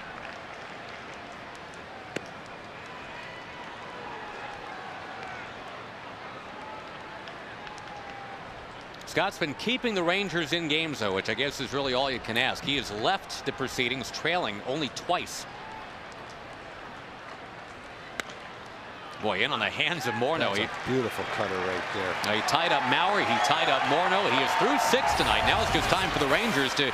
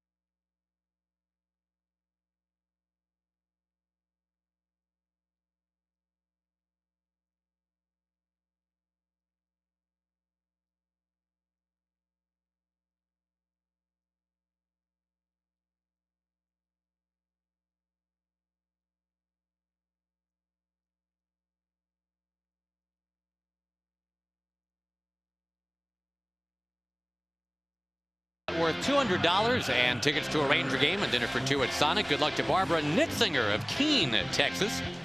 If a Ranger hits a grand slam this inning, you know what that would be, Tag? That would be. What would it be? It would be great. And we'd give away $25,000. You can register at any North Texas Sonic restaurant. I love it when people win $25,000. It's the best. We don't have to write the check. We just get to celebrate along with them. I wouldn't like it quite as much if I was writing the check. Marlon Byrd will take strike one. The Rangers are having a tough time getting going offensively. Yeah, they're hitting home runs. They got the one from Hamilton yesterday and one from Nelly Cruz tonight. But kind of par for the course here of late. The Rangers, 19 of their last 23 runs now, Tag, have been on the home run. So only 4 runs in the last 7 games that haven't come off of somebody's long ball. They've left a man on base in every inning of the game tonight. It's similar to last night. The Twins and the Rangers each have 5 hits. The Rangers have only had 2 hits in 1 inning, and one of those hits was erased on a caught stealing. That was Elvis Andrus. Twins have 5 hits. 1 came on a home run. The other 2 came. There's a base hit from Marlon Byrd. The other 2 came in an inning where they bunched 3 hits together.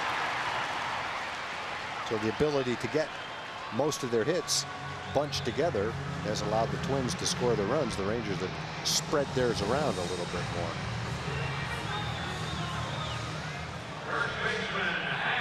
They have put themselves in a position, though, here because of how Feldman has pitched, where as long as you got a base runner, you are one of those big swings away from tying the game. That's right. All right, and now, ladies and gentlemen, without further ado, I'm putting in the call for the hammer. All right. Keeping in mind I've been successful exactly once all year, but again, when you're feeling it, that's when you throw the challenge flag, so to speak.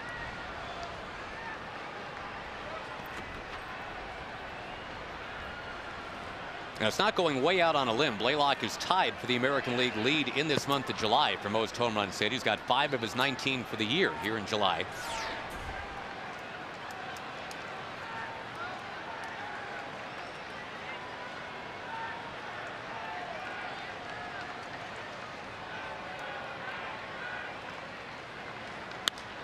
Oh, he got under it.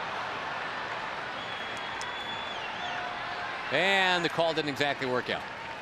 We, however, go to Jim Knox. All right, thank you, Josh. You know, left field, the place to be when you're all painted up. You got these guys came from Sulphur Springs, 2 hours away.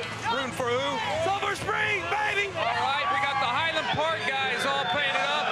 Kurt Dykers from that area. All right, and these guys from Crum, Texas. Remember them a couple of years ago, the Redneck Rangers. You got Texas and number 1. Remember number 1? How's it going, 1? Pretty good, Jim. I'm going to come back in the Speedo on this cape when they go to the playoffs. Okay.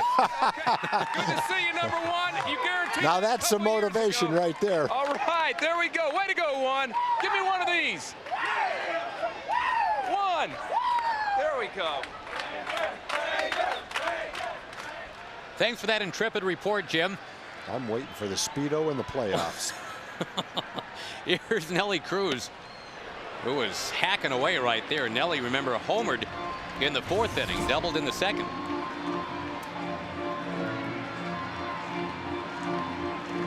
Only Carlos Pena with more home runs in the American League right now.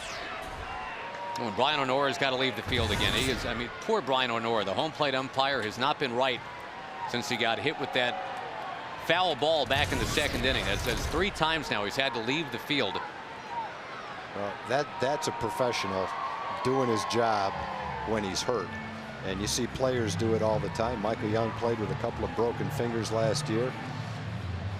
And for an umpire, especially if he's got home plate, to be out there for 3 hours without a break when he feels like Brian O'Nora feels, I give him all the credit in the world. At some point, and I'm sure the crew chief, Gary Cederstrom, will probably maybe even make this suggestion. I mean, just for Brian O'Nora's greater good, you know, going forward into a long, hot summer, it might be better at this point for all concerned just to change it up, let somebody else take the reins and go with a 3-man crew the rest of the way tonight. You know, same for the players, right? I mean, if it indeed is a long season and you've got to be able to to keep going all year. Sometimes you're just better off kind of taking the night off. But yeah, but I think you got to have the umpire Brian O'Nora go along with that that's plan. right. Well, he's not looking at anybody. He's going back out to his post. I give him a lot of credit tonight. Folks, the Ozarka Texas Rangers Alumni Legacy Golf Classic coming up July 30th. That's a Thursday at the beautiful Texas Star in Euless. The event supports the Rangers Baseball Foundation. It's breakfast, lunch, and a great gift bag, and of course the great golf. 817-436-5933 to get your tickets.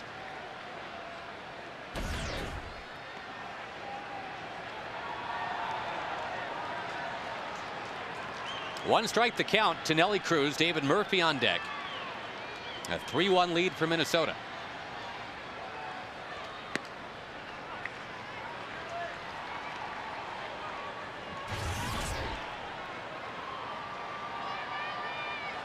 And Scott Baker, who was initially described as kind of a Brad Radke starter kid. Strike thrower, great command, but not a real good fastball. Now he really does pump it in there mid-90s when he's on. Good slider to go with a very good changeup. And even though the ERA is not where he wants it to be this year, he's been giving the Twins some quality innings of late. It's a guy that was 11-4 a year ago.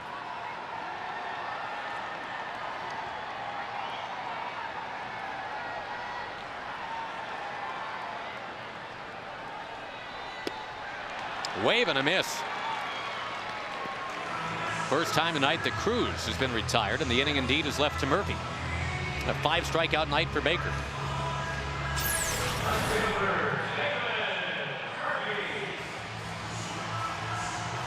A well-located fastball right on the outside corner. Both the Angels and the Mariners have won tonight. Or actually, in the Angels' case today.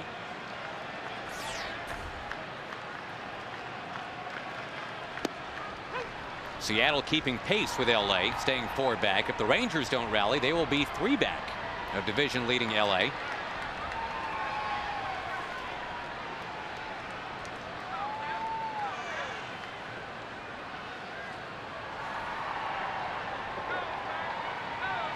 About 70 games to go from this point on. Murphy, a wave and a miss. Mariners beat the Indians 3-1. Jared Washburn is really pitching well. That's 3 real good ones in a row for him. David Aardsma saved his 21st.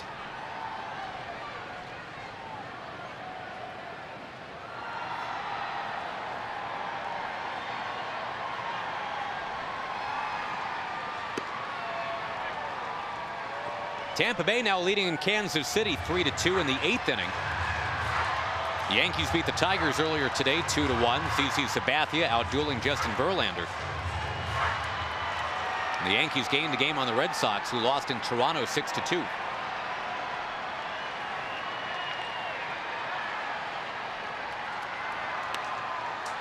Pop up from Murphy.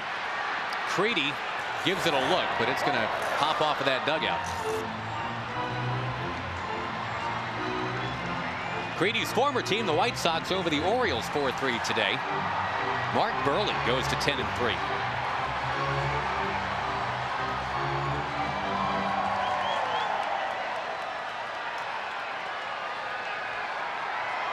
Now it's the Twins trying to keep pace with the White Sox. And again, the Tigers, the current leader in that AL Central, but not by much.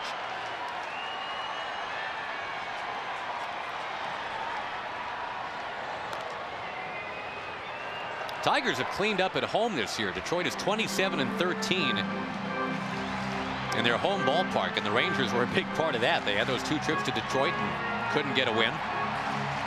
But the Tigers are just 21-28 on the road.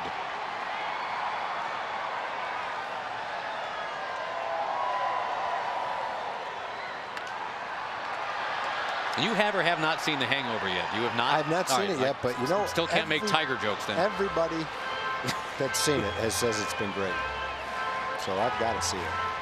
I'm just going to go with our buddies down in the truck. They'll see it for the 10th time wherever we are. Yeah, I think they are very close to double digits now. Never have to worry about someone to go with when that movie's available.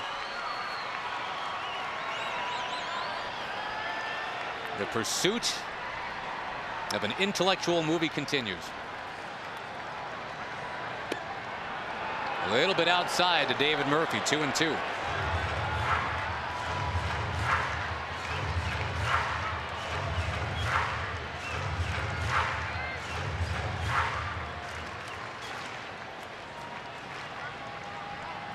Now the Rangers have left a man on in every inning so far. See if Murphy can cash in here with a runner on.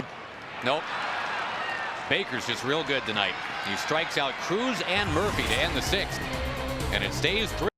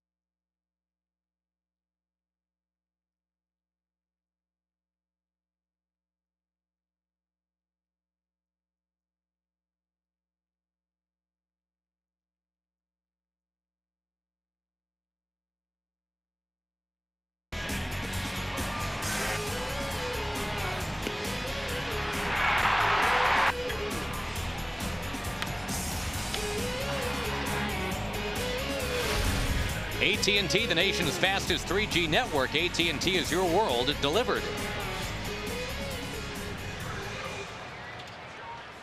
As we go to the 7th inning, a pitching change.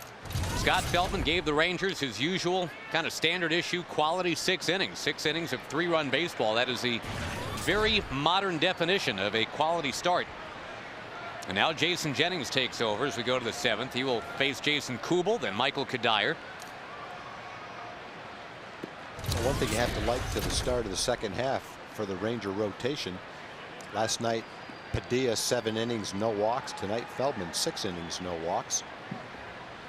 Starting pitchers coming out throwing strikes, and have had 2 quality efforts, really. We've seen so much more of that from the Rangers in 2009.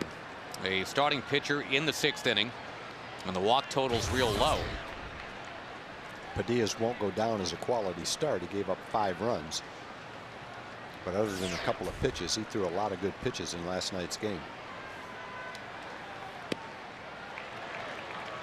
Jennings very consistently, really right out of spring training, was kind of mid to upper 80s. We've seen him at 90 this year, and kind of goes to show you that he was just never healthy. When he was running out there as a Ranger in the starting rotation last April, he was at 81, 82 miles an hour. Shattered bat, and the baseball ends up about 8 rows back behind first base. The bat, or what's left of it, is out by Blaylock.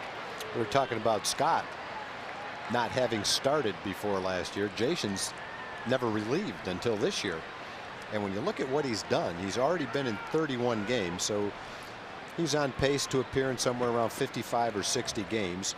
He's thrown 47 innings, so he's on pace to throw somewhere between 80 and 90 innings. That's a lot of games and a lot of innings for any reliever. It'll be among the league leaders for innings pitched for relievers. For a guy that's never been a reliever before, I think he's pretty much shown that he's durable and healthy. And his, as you said, his arm strength is coming back, his velocity is coming back. It's been a real positive year for Jason. at the very least, he's shown that he can be an effective reliever. And I think in the back of his mind and somewhere down the road, he might be able to get right back in a rotation and resume where he was before. Well, and again, as we talk about the difference between the Rangers of '09 and in past years of late, pitching and defense, no problem. The Rangers very happy with how that's all going. And as usual, the Rangers are bombing home runs. They've got 134 of them now to lead the major leagues. But what we've seen the last couple of games is kind of where it's gone. The inconsistency hitting, just bunching those hits together, drawing walks, being able to sustain innings. They're losing 3-1 tonight, and there's that leadoff walk for Kubel. There's been several innings tonight where the Rangers have had the leadoff hitter on, and you say, good, here we go. Right. But they just haven't, you're right, they just haven't been able to string the hits together, put a rally together to have that big inning. Michael Kadire, a double for an RBI and then a solo home run tonight.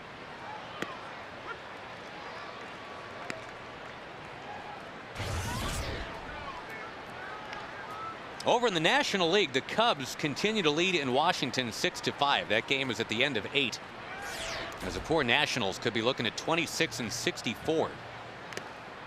They would be 25.5 games out.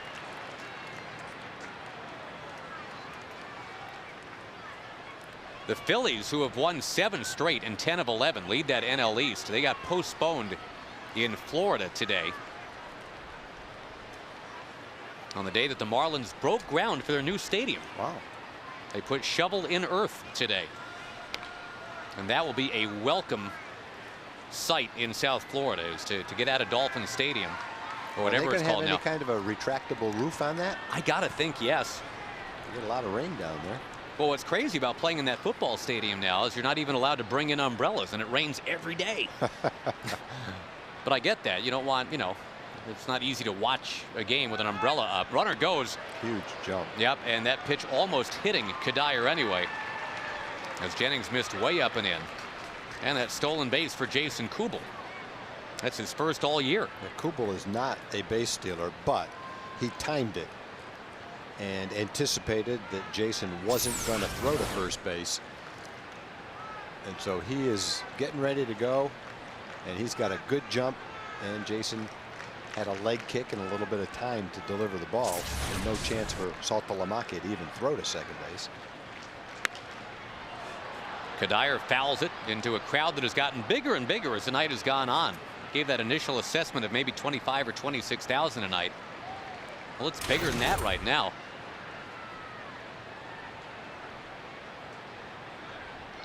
And what do we have after the game? A concert? Is that tonight? There is a country music concert right next door. Yep. A lot of the country western fans.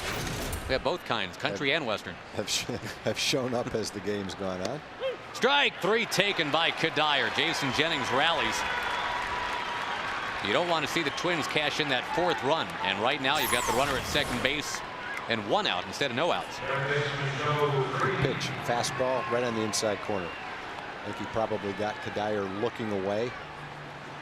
Fooled him with the location of that pitch. Probably felt inside to Michael, but according to our tracker, that caught the inside corner. High fly ball from Joe Creedy.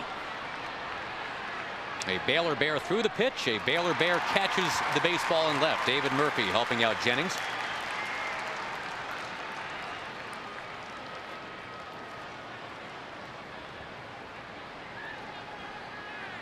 A couple other National League scores for you. The Pirates, a 2-0 win over the Giants, as Barry Zito falls to 5-10, the hard luck loser. Charlie Morton goes 7 innings to get the win for the Pirates. And the Giants have now scored, what, 1 run in 23 innings in Pittsburgh. Lincecum got beat yesterday. Was it 1-0 or 2-0? Well, 2-1 in a 14-inning game. Is that what it was? Yeah. I guess he didn't get beat then. Definitely got the no decision, though. Yep. Brewers lead the Reds 4-1 in the 8th inning. Craig Counsell has hit a home run. Dan Herron got a win for the Diamondbacks today in St. Louis 4-2. So the Brewers with a chance to gain a game on the Cardinals. That's a real good race cooking in the NL Central. You've got 3 teams 3 games out. at the dawn of play today in the NL Central. The Cardinals led the division. Cubs, Astros, Brewers, all 3 back.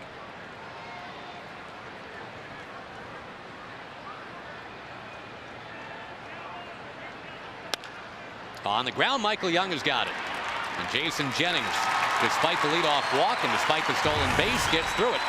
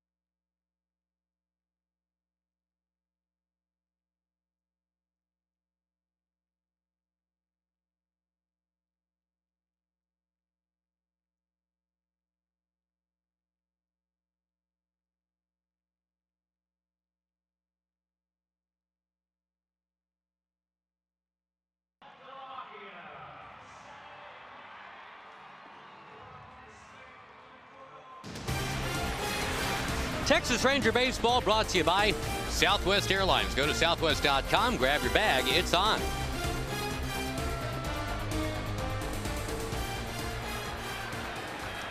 Well, the Scott Baker show continues here in Arlington tonight. And the right-hander is working on a 6-hitter. He's gotten some help from Michael Kadire. He did give up the home run to Nelly Cruz, but that's pretty much it. Minnesota's got a 3-1 lead. And the Rangers, who have been scoring pretty much all their runs over the last several games on the home run, looking to start a rally and sustain a rally and maybe get to that Minnesota bullpen.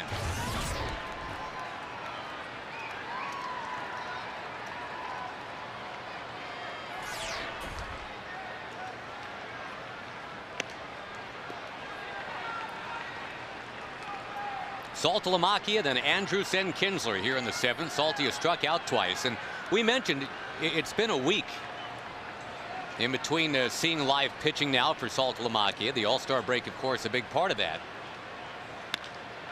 Lifting one to left, that ball taking off to the track. Span's got it. Rangers, of course, have a very nice situation at catcher. They've got 2 young catchers, both of whom deserve to play. Saltalamacchia and Taylor Teagarden. Ron Washington doing a nice job of getting them both some work. And it's the rare team out there, really, when you think about it. It doesn't have a young catcher and then a, kind of a grizzled veteran catcher as the opposite component.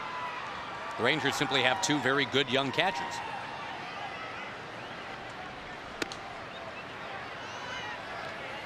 And this dazzling young shortstop, Elvis Andrus, been on base twice tonight.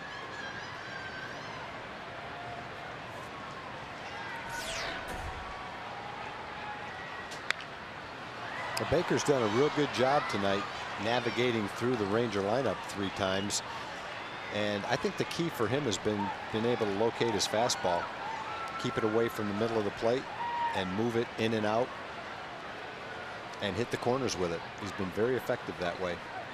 Hasn't been overpowering stuff. Most of his fastballs have been 88 to 89 miles an hour. Occasionally he'll get up in the low 90s, but he hasn't been getting the Rangers out with velocity. He's been doing it with good location, good command of his pitch. Well, and that is absolutely the template that the Minnesota Twins organization has been about now for about 13 years. We mentioned the name Brad Radke earlier tonight. Another kind of slightly built right-hander who would very simply hit his spots every game.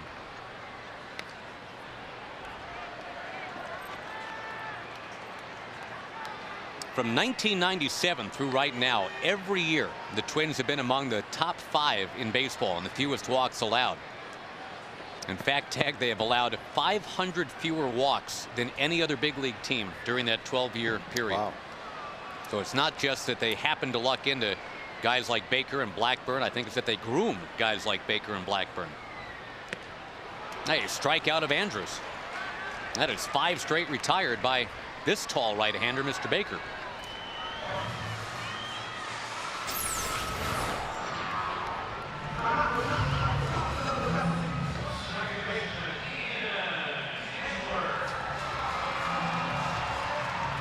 I think that goes to the whole fundamentally sound thing that we always talk about with Minnesota. Throw strikes, work quick. That's what the pitchers can do. We've talked about how they go at it when they swing the bats, how they're always a team that fields the ball very well. They just don't make a lot of mistakes, and it's been that way since Tom Kelly was managing. And they've got a TK disciple, Ron Gardenhire, who has kept the precision and attention to detail very much alive. I don't think there's any question that when you ask baseball people who are some of the organizations or which are some of the organizations you most respect, Minnesota's name always seems to be on that list.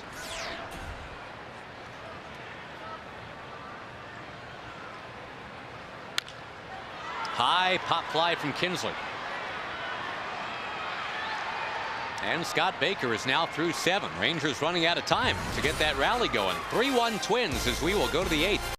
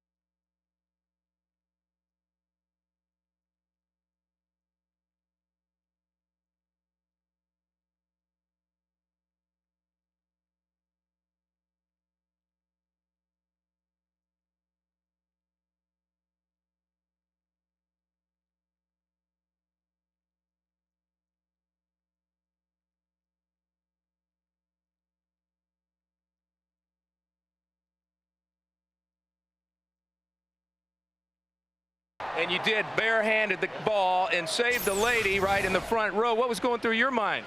Duck. Duck. And you did a good job. And Matt got the home run ball, and you also became the progressive fan of the game. You got a hat. You got a tote bag, a shirt. Congratulations, Matt. There you go. Josh? All right. Thank you, Jim. Congratulations. Love to reward great defense. Ron Washington is right there with you.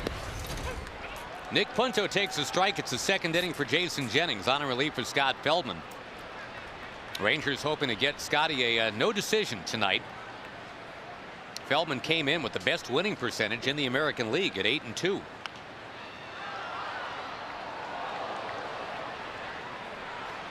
If the Rangers rally, it'll be before a crowd of 31,041 tonight. Must have been a tremendous walk-up tonight because they were expecting in the low 20,000 range. It looked like we started the game at about 24, 25,000, and now 31,000 on this pretty night.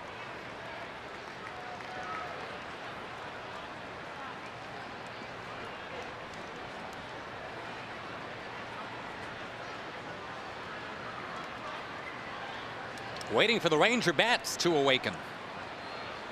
Got Young, Hamilton, and Bird coming up in the 8th. Bottom of.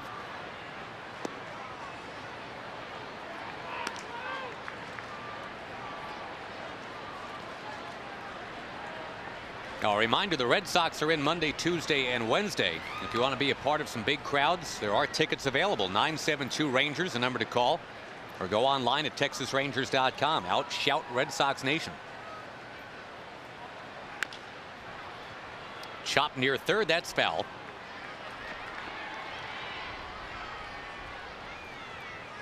Been a while since we've seen the Red Sox.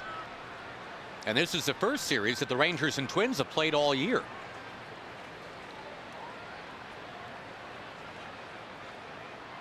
The Rangers had a good series in Boston early in the season.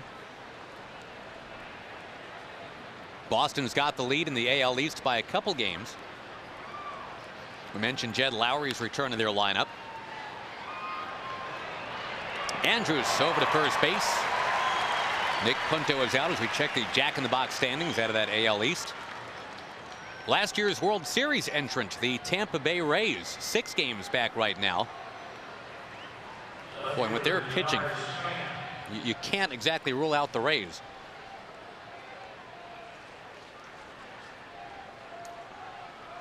Tampa Bay's got a 4-2 lead tonight in the 9th inning in Kansas City.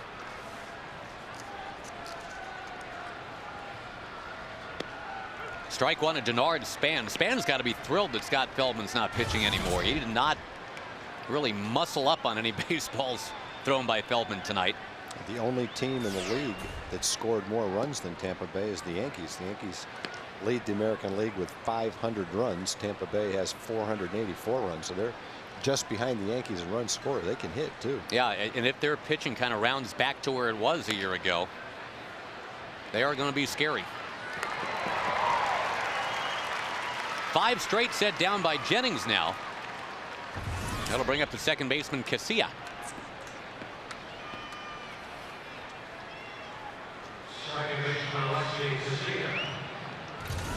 Jennings had that one forgettable year pitching in Houston. And then pinballed here to the Rangers. Astros, by the way, trailing the Dodgers 1-0 tonight in the first.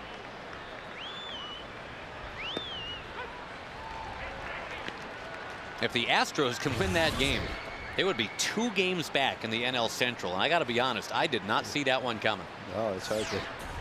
The only thing that has happened to allow that to occur is the fact that no team is 12, 13 games over 500. No team has run away with it. St. Louis is 8 games over coming in to today's game. Other than that, 2 games over is the next best record. There's a lot of teams still hanging around in that race.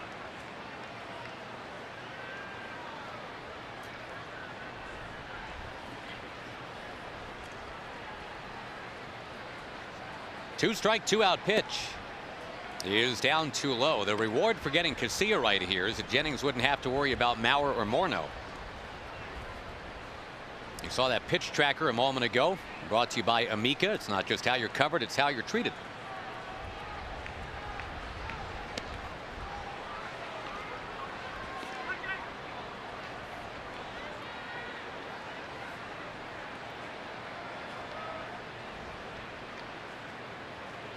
Rangers lost by a couple of runs yesterday. They are trailing by a couple of runs tonight. But again, a good part of the order coming up in the bottom of the 8th. Line shot, base hit by Casilla. And now you do have to worry about Joe Mauer. First time Casilla's gotten the ball out of the infield tonight.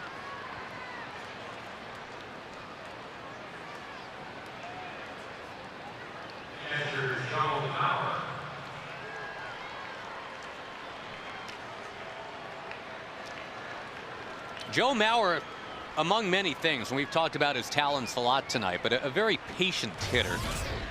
I know you like those guys, Tag, who don't mind hitting with 2 strikes. They'll take a strike, even take 2 strikes, like Bobby Abreu with the Angels. They're confident enough that even if it is 0-2, they've still got a shot to hit the baseball. Well, Morneau and Mauer are a lot alike in that regard. They're patient. They swing at strikes. They hit the ball to all fields. That makes a good, solid hitter, makes them tougher to pitch to. There's some home run hitters who are very, very dangerous. You don't want to make a mistake to them. But I think as a pitcher, there's some of those guys you feel like, hey, if I make some pretty good pitches, I can get these guys out. With this kind of a hitter, you can make some pretty good pitches and still not get them out because they can hit good pitches. The reason is because they don't try to pull the ball. They hit the ball back through the middle or where it's pitched. They'll pull the ball if you throw it inside to them. But they won't try to pull the outside pitch. They'll drive that to left field.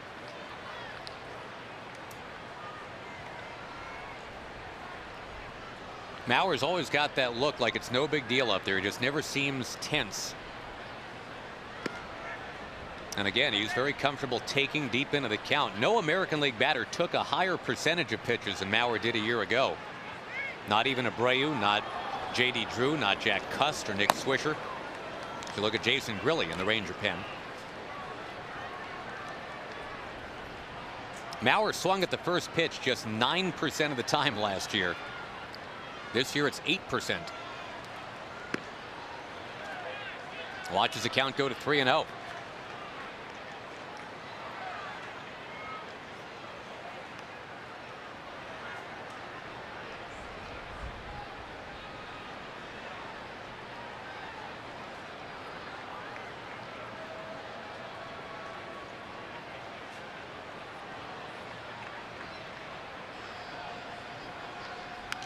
Swinging 3-0 is Joe Mauer, and he fouled it back.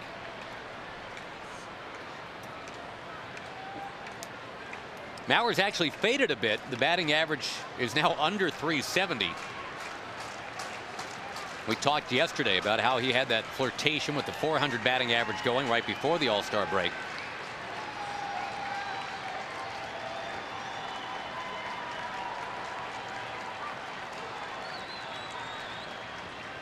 Runner goes. Saltalamacchia throws. A strike was taken. And the Twins are not shy about running those bases tonight. Casilla with the steal. Now 3-2 to Mauer.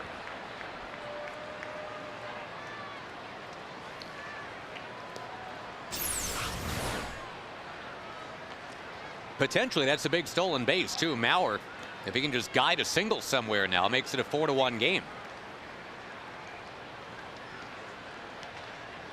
Elvis almost got the tag down on the helmet of the incoming runner.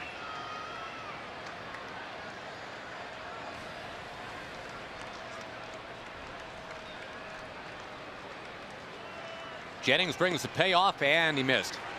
Mike Maddox will make his first appearance now. The Ranger pitching coach will take a stroll out there. We were talking yesterday, Tag, about how his brother Greg got his uniform number retired in Atlanta yesterday. That's a nice honor. I listened to his speech today. Very nice, very warm, appreciative acceptance speech that he gave. Paid tribute to all the Braves uniforms who had been retired in the past. Greg is Mike's younger brother. You talk about a lock for the Hall of Fame. 355 wins, 5,008 innings pitched in his big league career. Yeah, I want to see the voter that doesn't vote for him on the first ballot, because whoever doesn't vote for him on the first ballot ought to be stripped of their right to vote. 17 Gold Gloves too. That's pretty good. Yeah. What would you like the guy to do? That's a guy who I'm sure too would be an excellent pitching coach if he wanted to do that. Leo Mazzoni, who was roundly hailed as, you know, probably the best pitching coach in the game there for a while, when he had Maddox as a pupil, said that right there, Greg Maddox, that's the smartest man in the entire game of baseball. Smarter than any manager, any coach, any player. The Smoltz, Glavine, and Maddox will make a pitching coach, Yep. one of the best pitching coaches in the game. And I'm not taking anything away from Leo Mazzoni, but pitching coach would dream of having those 3 guys in their rotation. I like what Randy Johnson said about Greg Maddux. He said it's like watching Bobby Fischer play chess. You never know what he's going to do next. He's always one move ahead of you. And for 5,008 innings, that's pretty much how it went.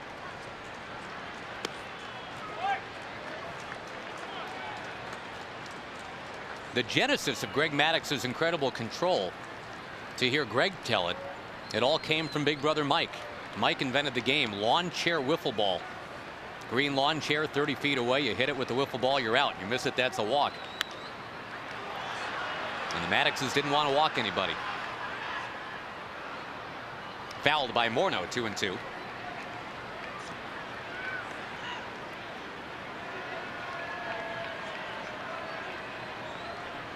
By the way, the Braves this afternoon lost to the Mets 5-1. Johan Santana going to 11-7. Got a home run from Chipper Jones in that game.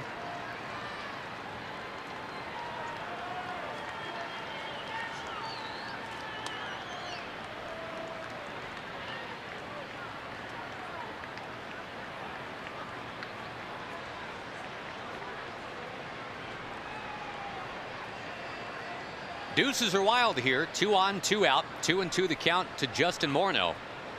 Boy, and Jennings and Saltalamacchia just can't get together here.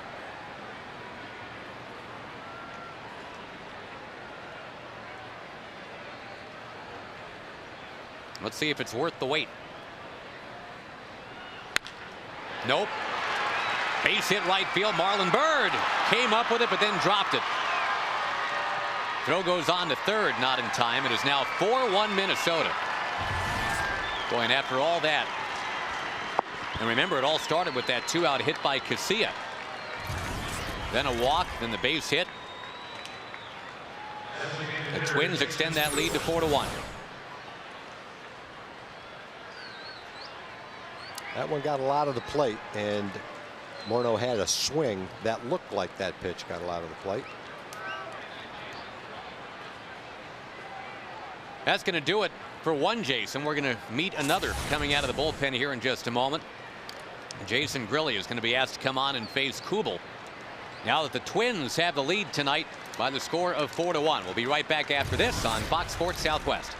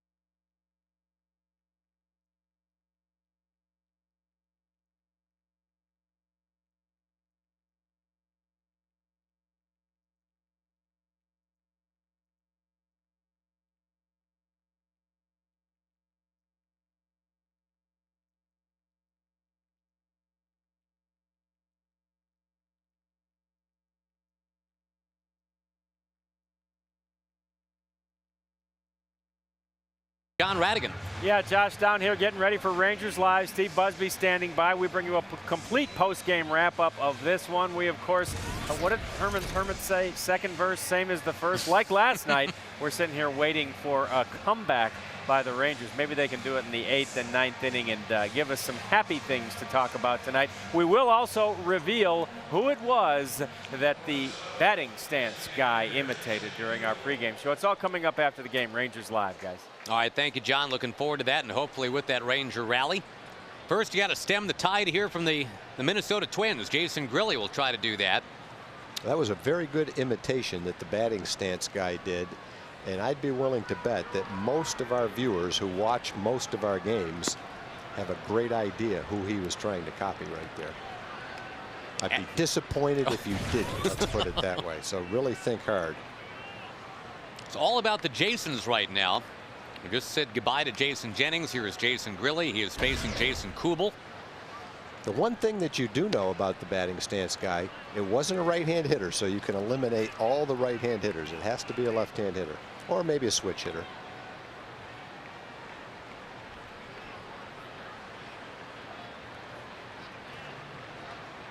It wasn't a pitcher. So if you say it was Frankie Francisco, you're probably going to be wrong. I'll warn you ahead of time. Kubel with a foul, and the count 2-1. That's pretty good shtick he's got going, though. It becoming is. batting stance guy. It is. It's clever.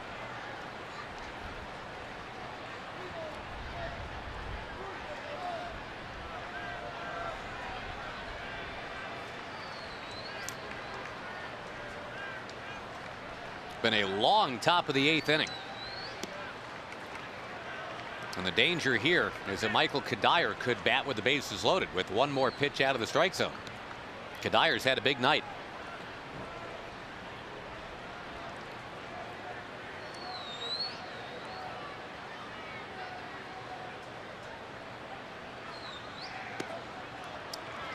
It's happening. You got Kadire coming up.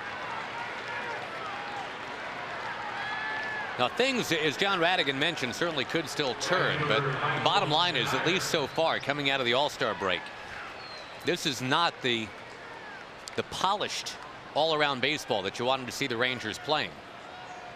You're back home for 13 out of 16. You know the Angels are playing well.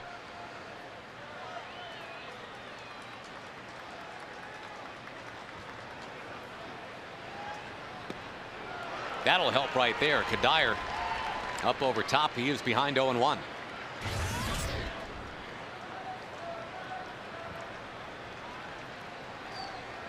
Again, the Twins and the Rangers tomorrow night. Then the Boston Red Sox come in Monday, Tuesday, and Wednesday. Got him again, 0-2. You probably would try the same pitch, a slider, only make sure it's not a strike. See if you get him to chase a low one out of the strike zone. You could try a chin high fastball, see if you can get him to swing at a high pitch out of the strike zone. Just kind of keep the ball away from a good pitch to hit right here. No balls and 2 strikes. There's your chin high fastball. Just a little too far inside. I think if he got that where he couldn't swing at that. He was too worried about getting out of the way. But if it was a ball he could have swung at, he might have offered it that high fastball.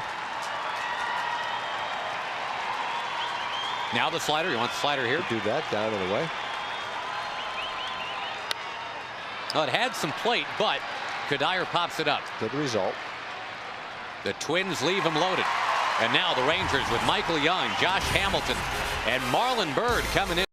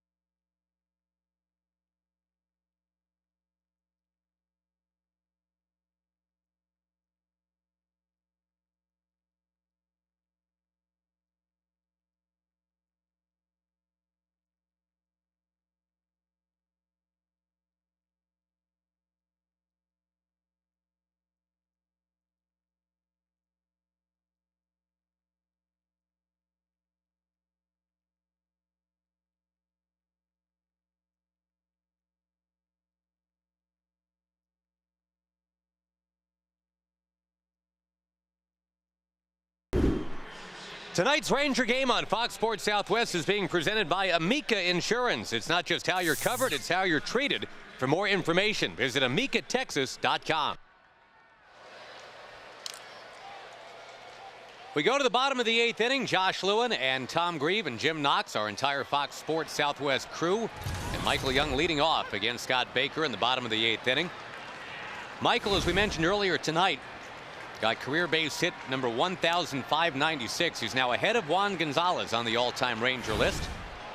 You saw that on your forward leaderboard. Michael is top 5 in quite a few things. And a .300 batting average right on the button for his Ranger career.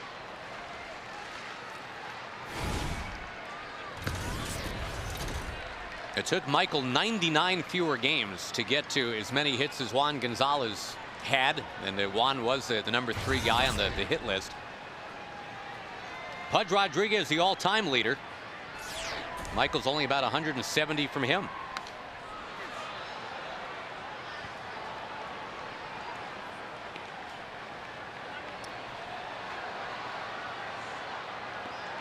Tomorrow's the anniversary of when the Rangers acquired Michael Young from the Toronto Blue Jays, and boy, what a seismic shift that was in Ranger history. Nobody knew it at the time. Just some double-A middle infielder that the Rangers got. Now we know. Michael grounds out to start the 8th. Josh Hamilton comes up next. Najares and Guerrero in that Minnesota bullpen. Back behind the scrim.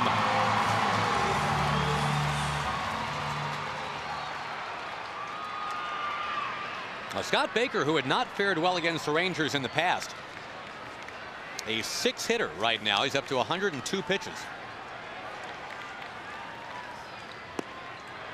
He's keeping the Rangers off balance, no doubt. Hamilton doesn't have a ball out of the infield yet tonight.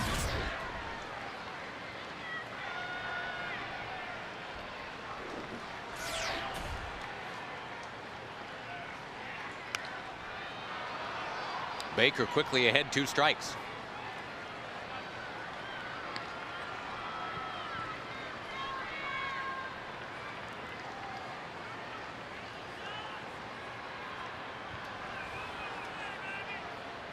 All the other American League games are finals. National League still has some games going on. The Dodgers lead the Astros 2-0 in the second. That's Highland Park's Clayton Kershaw on the mound against the Dodgers, or excuse me, for the Dodgers tonight.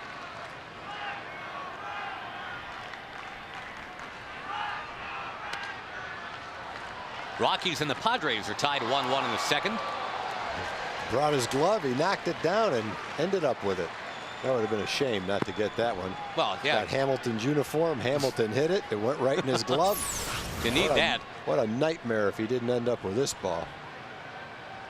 Right back to him. That took the bounce it was supposed to take.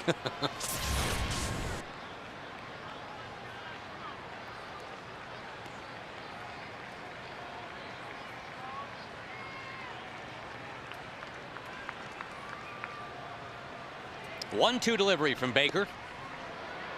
A check swing, no swing. Even the umpires wearing those titanium necklaces now. Did you notice that? Jim Wolf down there at third base. I think we all wear those just in case they work. We don't know what they're supposed to do. We don't know if they work. They just in case they offer a benefit, let's try it. They ward off evil spirits is what I don't know what they do. But it's painless.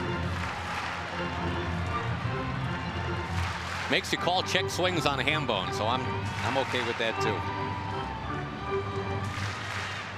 3-2 the count. Marlon Byrd on deck. A 7th pitch of this at bat coming up. Check that Amica pitch tracker. It probably shows what Baker's done a pretty good job of, keeping the ball away from the middle of the plate. Not just in this at bat to Josh, but for most of the bats tonight.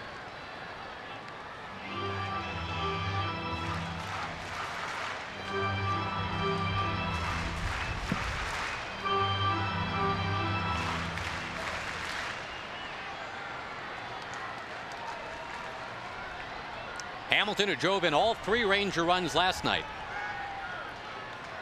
Gonna swing here, and down he goes. 3 times tonight he has struck out against Scott Baker. Baker's had it. Go ahead, Doug. I was going to say it's an 8 strikeout night for Baker, and he's not really known as a big-time strikeout guy. Baker's had a game this year where he struck out 10. He said, I think one with 9 and a couple maybe with 8. But this is one of his better performances for sure. He has walked a couple. Boy, and as he goes along tonight, he's only getting better. He's now retired 8 straight. He had given up 15 hits and 10 runs in his last 9 1/3 innings, covering his last 2 starts. 5 runs in both of those starts. And it looks like the All-Star break and the time off served him well. He's pitching a nice game tonight.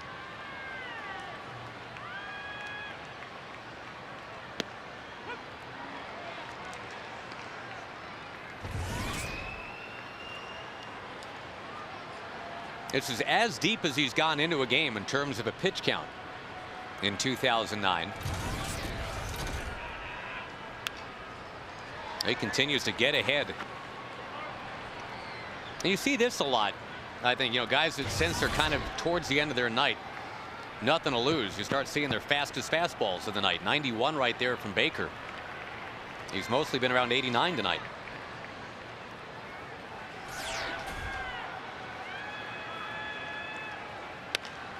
On the ground to third, that is now Brendan Harris in the game over there. He will throw out Marlon Byrd to end the inning. So despite the big crowd, despite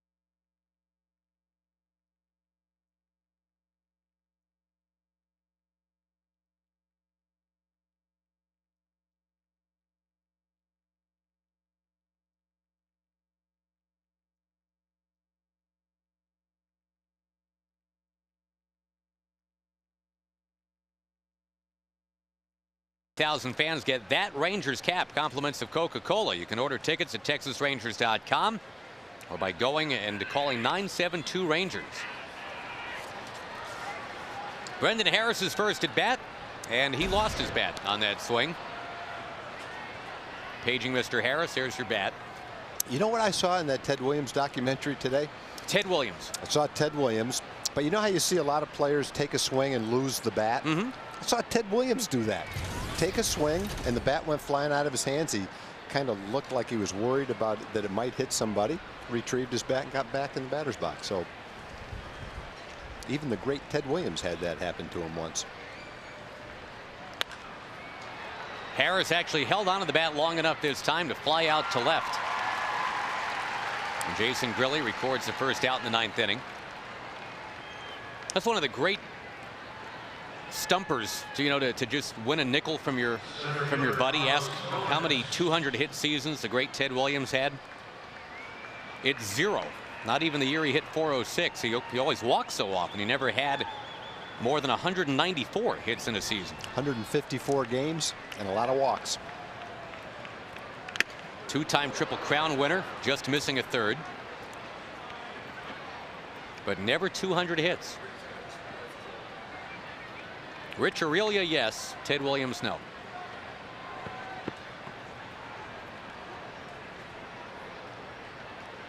In the 2 years that Williams won the Triple Crown, he failed to win the MVP. That's amazing when you think about that. Joe DiMaggio in 41, of course, had the hitting streak. Yeah, one voter left him off the top 10 in the league. On the ground, hard hit by Gomez. Sent it right by Michael Young. And Gomez takes a turn, slams on the brakes. Ooh, and he's lucky Kinsler wasn't throwing back to first base right there. Yeah, Ian had no idea what was going to happen. He had to be ready to make the tag in case Gomez kept going. He has to assume that Gomez is going to go for the double. You have to have eyes in the back of your head to make that play, but sometimes you see it. Ian knows that Gomez might go, so he's going to catch this ball and turn around as quickly as he can to put the tag down. Gomez showing some pretty good agility, slammed on the brakes. Would have been a close play if he kept on going. He had a shot.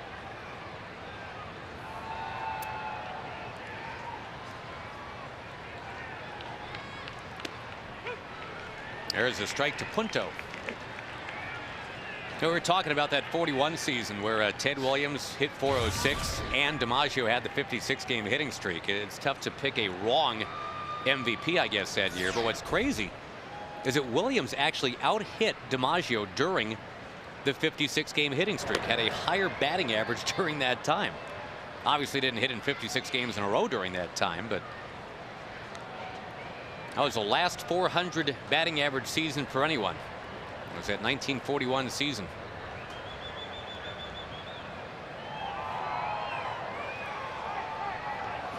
Well, that ball bouncing off of Blaylock and Gomez, it appeared, and then rolled right to Kinsler. Playing a little dodgeball over there.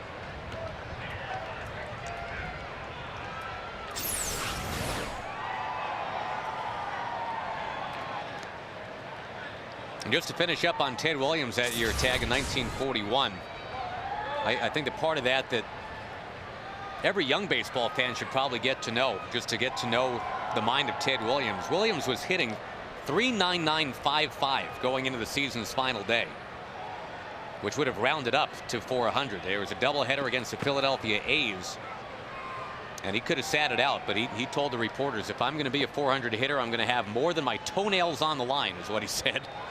First game, he goes 4 for 5, then insisted on playing game 2 and went 2 for 3. So he was 6 for 8 for the day, and there was no rounding up to 400. He ended up at 406.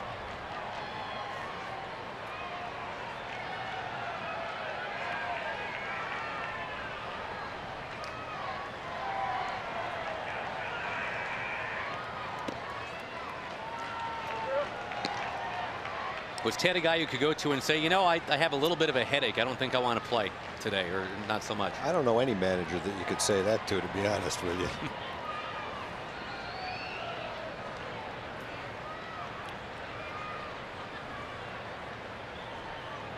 Runner goes. No throw from Saltalamacchia. Well, the Twins again running the bases very daringly tonight. Gomez tried Saltalamacchia back in the second and was caught stealing, and he just beat him right here in the ninth.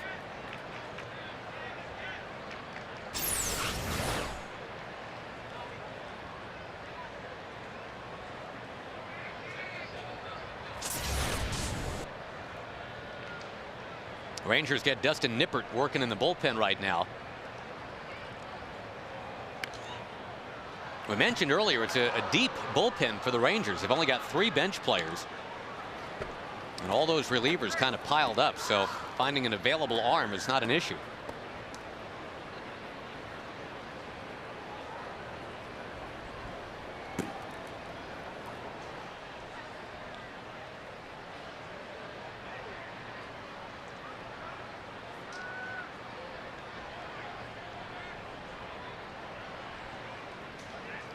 Minnesota with a 2-run second tonight Rangers came back with an Nelly Cruz home run.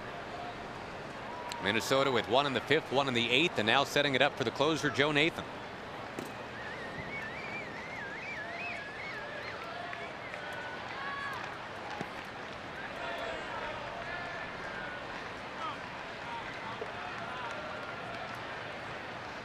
Minnesota's bullpen has just been great. And we saw that last night, Tag. The 4 scoreless innings. Rangers just really never mounted much that even looked like a comeback last night.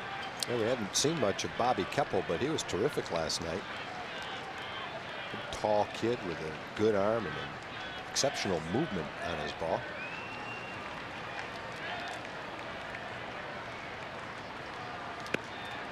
Walked him. Number 9 hitter.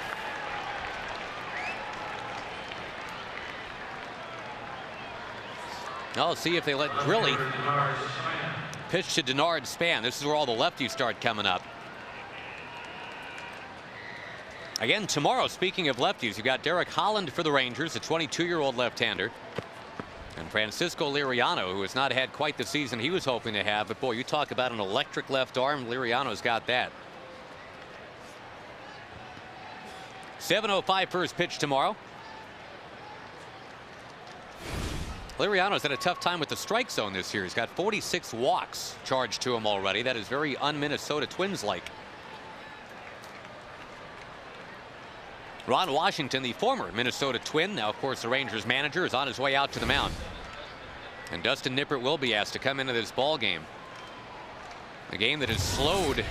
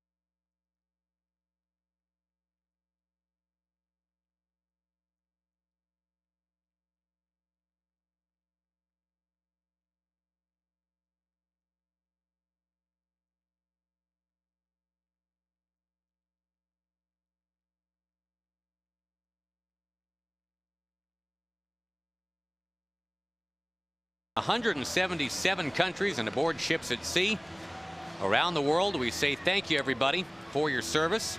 Hope you're enjoying a little baseball tonight from Arlington. The Rangers and the Twins having at it. And the Twins having their way in this series so far. They won 5-3 yesterday. They're leading 4-1 tonight. Dustin Nippert will take over on the mound. The Rangers have gone through Feldman, Jennings, Grilly, and now Nippert. And the tall right-hander from the Wheeling, West Virginia area, getting into his 3rd game as a Ranger. Of course, he's been a starter, going 3 2/3 innings a couple of times. And now with a couple men on and just 1 out, trying to keep the Rangers close. I would think again right now, Tag, and we've talked about this a couple times tonight, when you get to the top of the order, it's all about taking care of Span and Casilla so you don't have to face Mauer and Morneau. Yeah, I would say that's pretty true. You'd like to have those guys hit with nobody on base as many times as you possibly can.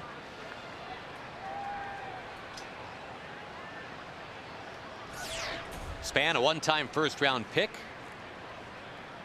Not an easy guy to get past. He had a really strong second half of the season last year. Lift one to left for Murphy.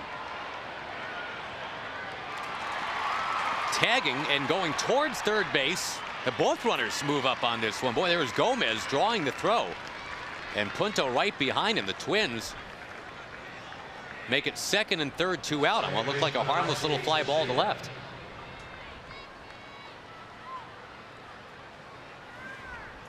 That puts Casilla in a position now where if he can come up with a base hit.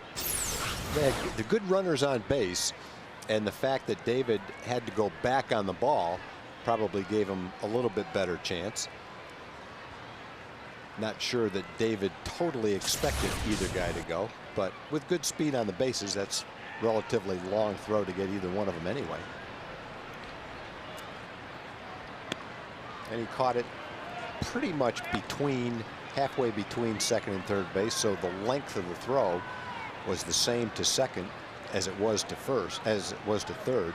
So he had about the same chance to throw out the guy at second as you did the guy at third, provided their speed was about equal. And Gomez might have a little bit more speed.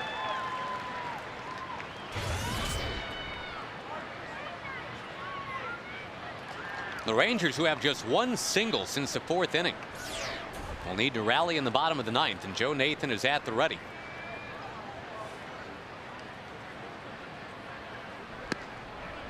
Scott Baker going 8 innings tonight. And boy, he ended with a flourish, didn't he? He retired the last 8 Rangers he faced. Just a Nelly Cruz 4th inning home run. That's the only damage that the Rangers were able to muster tonight. Yeah, and I don't know if the Rangers are at the top of their offensive game right now, but you can't take anything away from a pitcher like Baker, who made a lot of good pitches tonight. He kept the ball away from the middle of the plate, hit the corners, and navigated through the Ranger lineup consistently. So you have to tip your hat to him. Pitched a nice ball game.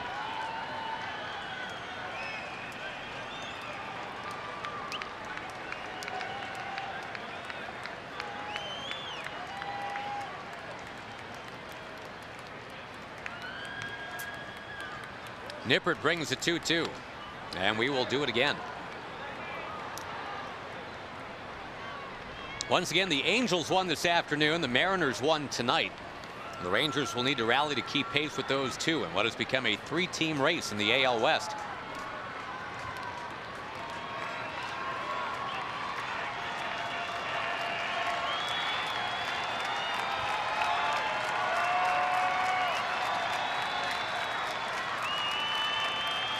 Two-out pitch. Again is fouled.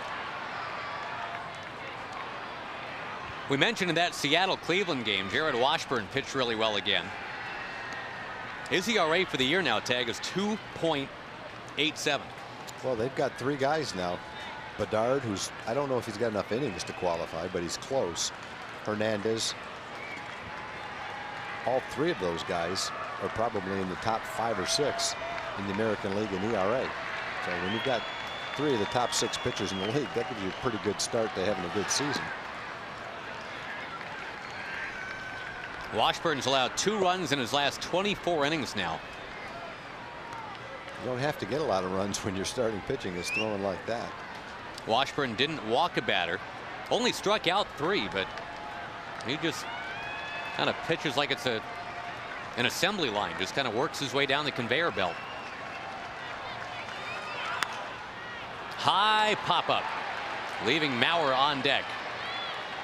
Elvis Andrus makes the catch, and now the Rangers looking for something here. It's going to have a Blaylock as the leadoff man, then Cruz.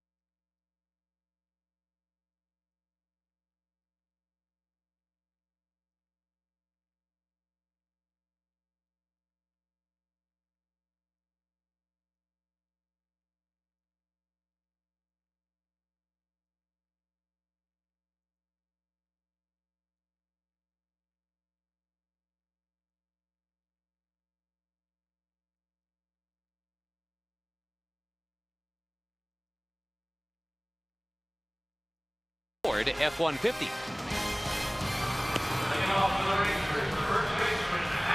Scott Baker did the heavy lifting tonight, 8 innings and 8 strikeouts. Gave up only 6 Ranger hits. He walked a couple. Now Joe Nathan, who into 2009 we can say is the only big league reliever with 35 or more saves each of the last 5 years. He is headed there again, 24 out of 26. Now that is just about his career percentage, somewhere right around 24 out of 26. He does not blow many saves. Tough assignment to get 3 runs off him in the 9th inning. This is a guy who has come a long way. AAA in 2001. Once allowed a home run to 4 consecutive batters. This is a guy that was recruited by no Division I colleges, but boy, what a career he has had. Casilla way back to take it away from Blaylock. 1 pitch, 1 out. Here's what we're talking about with Joe Nathan. It's a guy that had only 3 pitching appearances in college. He just preferred to play shortstop, play every day. But the Giants ended up drafting him and said to Joe Nathan, look, here's the deal. We are not going to make you a position player, but you will make it as a pitcher if you want to learn how to do that and do it well. Initially, Joe Nathan said no to that. He went back to college to get his business degree. It was only after he washed out as a stockbroker that he called the Giants back and said, all right, I will try this pitching thing. And now as a Minnesota Twin, he is an all-star.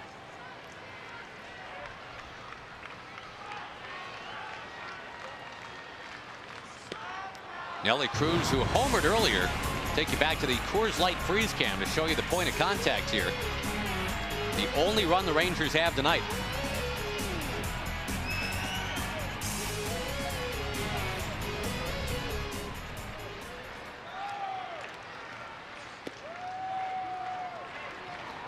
Joe Nathan, of course, was part of that A.J. Pierzynski trade from San Francisco.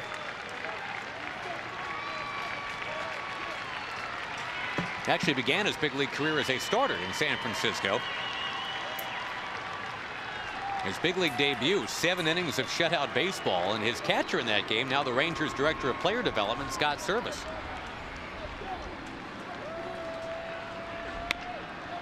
Nubbed up the line. Joe Nathan will chase it down, and whoa, did he get him? No, he didn't. Nelly Cruz is safe. That is some evasive base running right there. That's why I've said since the first time I saw Nelly, if he grew up in the States, he would have been a great running back. He's got speed, agility, and power, and he showed his speed and agility right there by avoiding that tag by Joe Nathan. Ron Gardenhire might be trying to argue that he was out of the baseline. He faked the free safety right out of his supporter there. I don't think he was out of the baseline when he avoided the tag. What about the tag, though? Let's see. I don't think he definitely never touched him. Now, is he out at first base? I can't tell. It's a close play. There are a lot of points here where he was almost out. Nathan doesn't touch him. He doesn't even come close to touching him. Well, he kind of gave up on it there, and then it's a matter of, is he safe at first? All right, so is he out of the baseline? Is he out at first, and is he tagged? I mean, 3 points where he possibly could have been out. He's not tagged. It's a very close play at first. And I guess it's the umpire's call. You could see Nathan pointing to where Cruz ran. Was he out of the baseline? And Ron Gardenhire's out of the game.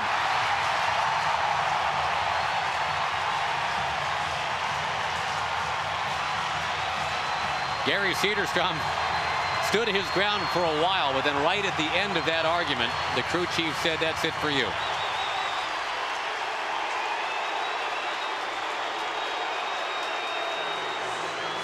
Some fancy footwork. Here's the rule. Any runner is out when he runs more than 3 feet away from his baseline to avoid being tagged, unless his action is to avoid interference, which it wasn't. The runner's baseline is established when the tag attempt occurs and is straight line from the runner to the base. So the question is, was he more than 3 feet out of a straight line between Nelly and the base? Umpire said no. Well, and it was close. And you saw Gary Cederstrom essentially make 2 calls right there. He put his arms out first to signify he's still alive, still in the baseline. And then he had to put the arms out again to say he actually beat the throw to the bag. All right, so with all that, can the Rangers sustain it? Here is David Murphy. Saltalamakia moves on deck. Ron Gardenhire now watching on television to see how this one will play out. It's 4-1, bottom of the ninth. That's some great base running by Nelly to avoid that tag, dive, and safely get to first base. And what you hope is to see him holding his finger right there. A lot of times a runner, when they dive into a bag, will jam a hand, jam a finger. Just hope that didn't happen to Nelly on that play. That's the first exciting thing that's happened for the Rangers in a while in this game.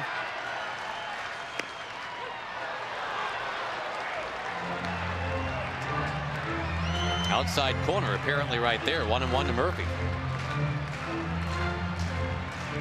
No, said apparently, but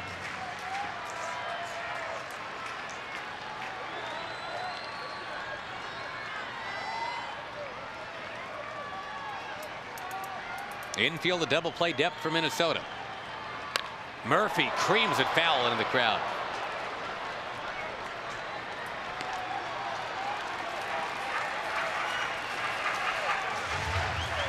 The dirty little secret about Joe Nathan, I guess, is if there's one team he has struggled against the last few years, it is the Texas Rangers. Not that there's a lot of struggle with what Joe Nathan does out there, but the Rangers have gotten him a couple times.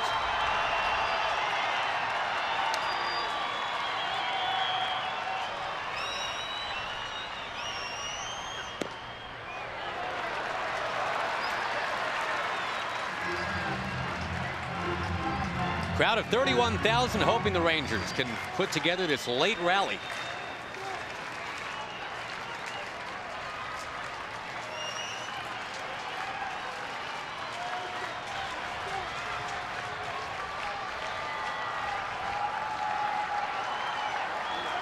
On 2-2 to Murphy.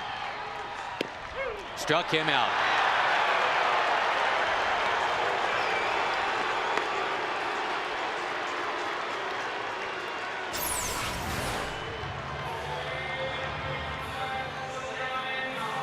That was close.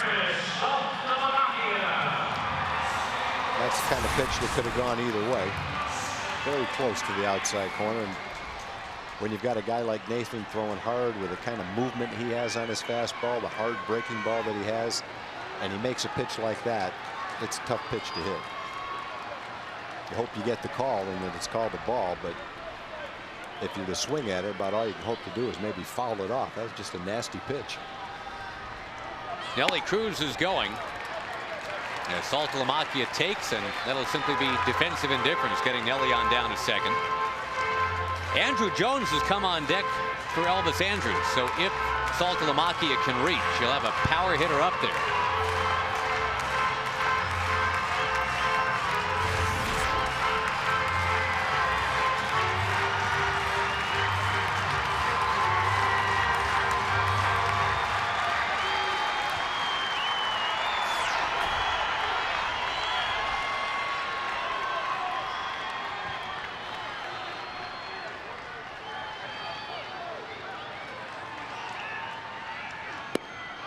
Wave and a miss. Saltalamakia, a strikeout victim in the second and the fourth. Did lift one to the warning track and left in the seventh inning.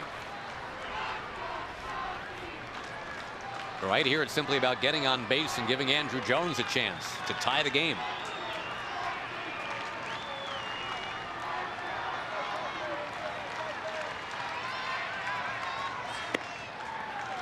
Rangers Live comes up after the ball game is done. A reminder, the same two teams go at it tomorrow night. 7:05, Derek Holland and Francisco Liriano.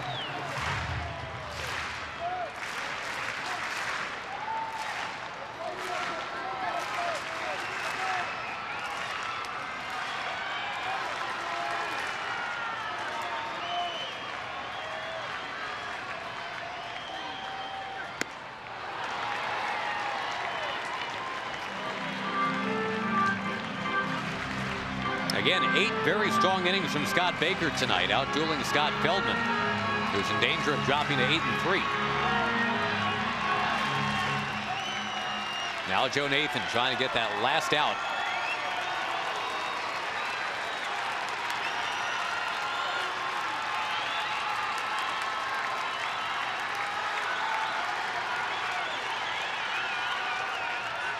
And he got it. A disappointing night at the ballpark for the Rangers. They mustered just the 1 run. Michael Kadire had the big bat going for the Twins. He's our Romano's Macaroni Grill player of the game, the double and the home run.